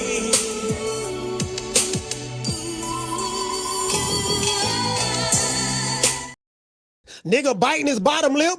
Hey, listen, anytime you got a man rubbing on your chest in between rounds, biting his bottom lip, guess what? He is enjoying that job just a little bit too much. True. I'm going to give everybody a shout out right after these messages.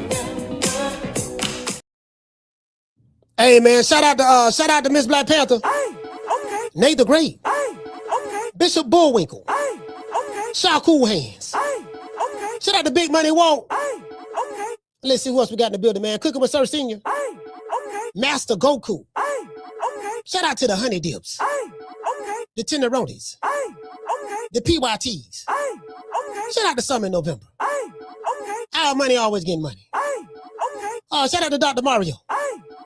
Dr. Ali. Dr. Tony. Dr. Paul Evans. And shout out to any other doctor that I might have forgotten. Shout out to Mr. Tomato King. Daniel. Shout out to the lovely La Jessica. Dr. Mario. We got a whole lot of doctors. Yo, you know what? We got a lot of doctors over here in this chat. Like we probably got the most doctors than any podcast on YouTube. True. Shout out to Tony Montana. Let's see. So shout out to Tilo. Tegra. Let's see who else we got. Shout out to Lisa Bells, the lovely Lisa Bells. Let's see, Big Ron in the building. Who else we got? We got some phone calls too. Shout out to Derek from Florida. 9 Lives. And you got to work on your game, fam. You say you still a 1. Shout out to Reese from Oaktown. Ben from H-Town. Damien from Detroit. Corey from Miami. Sugar the Bear from Arkansas. And shout out to Tracy from Pittsburgh. She said she lost her father, man. So R.I.P. to Tracy's father and anyone else that might have lost a loved one recently as of late. You get what I'm saying? Only thing I can tell you is this here. You know, if you lose a loved one, it's something that you're not going to get used to. You know what I mean? So it is what it is. I've lost quite a few people myself. And you're gonna have your good days and your bad days. Some days you're gonna be happy, some days you're gonna feel like crying. And tell you, I go through it myself, trust me, I do. So you know, when you have those days, just cry, get it out, and just remember what type of effect that person had on your life, and just continue to live on. Because the only way to honor those who you love who have passed away, the only way to honor them is to continue to live and become a better person. That's it. But get what? We all gonna take that ride to the upper room. And those are the facts. Catch you guys on the next one. You know my motto. Don't meet me there, beat me there. Peace. You dig? Man, I'm out of here, bro. Let's go. Man, I'm out of here, bro. Let's go.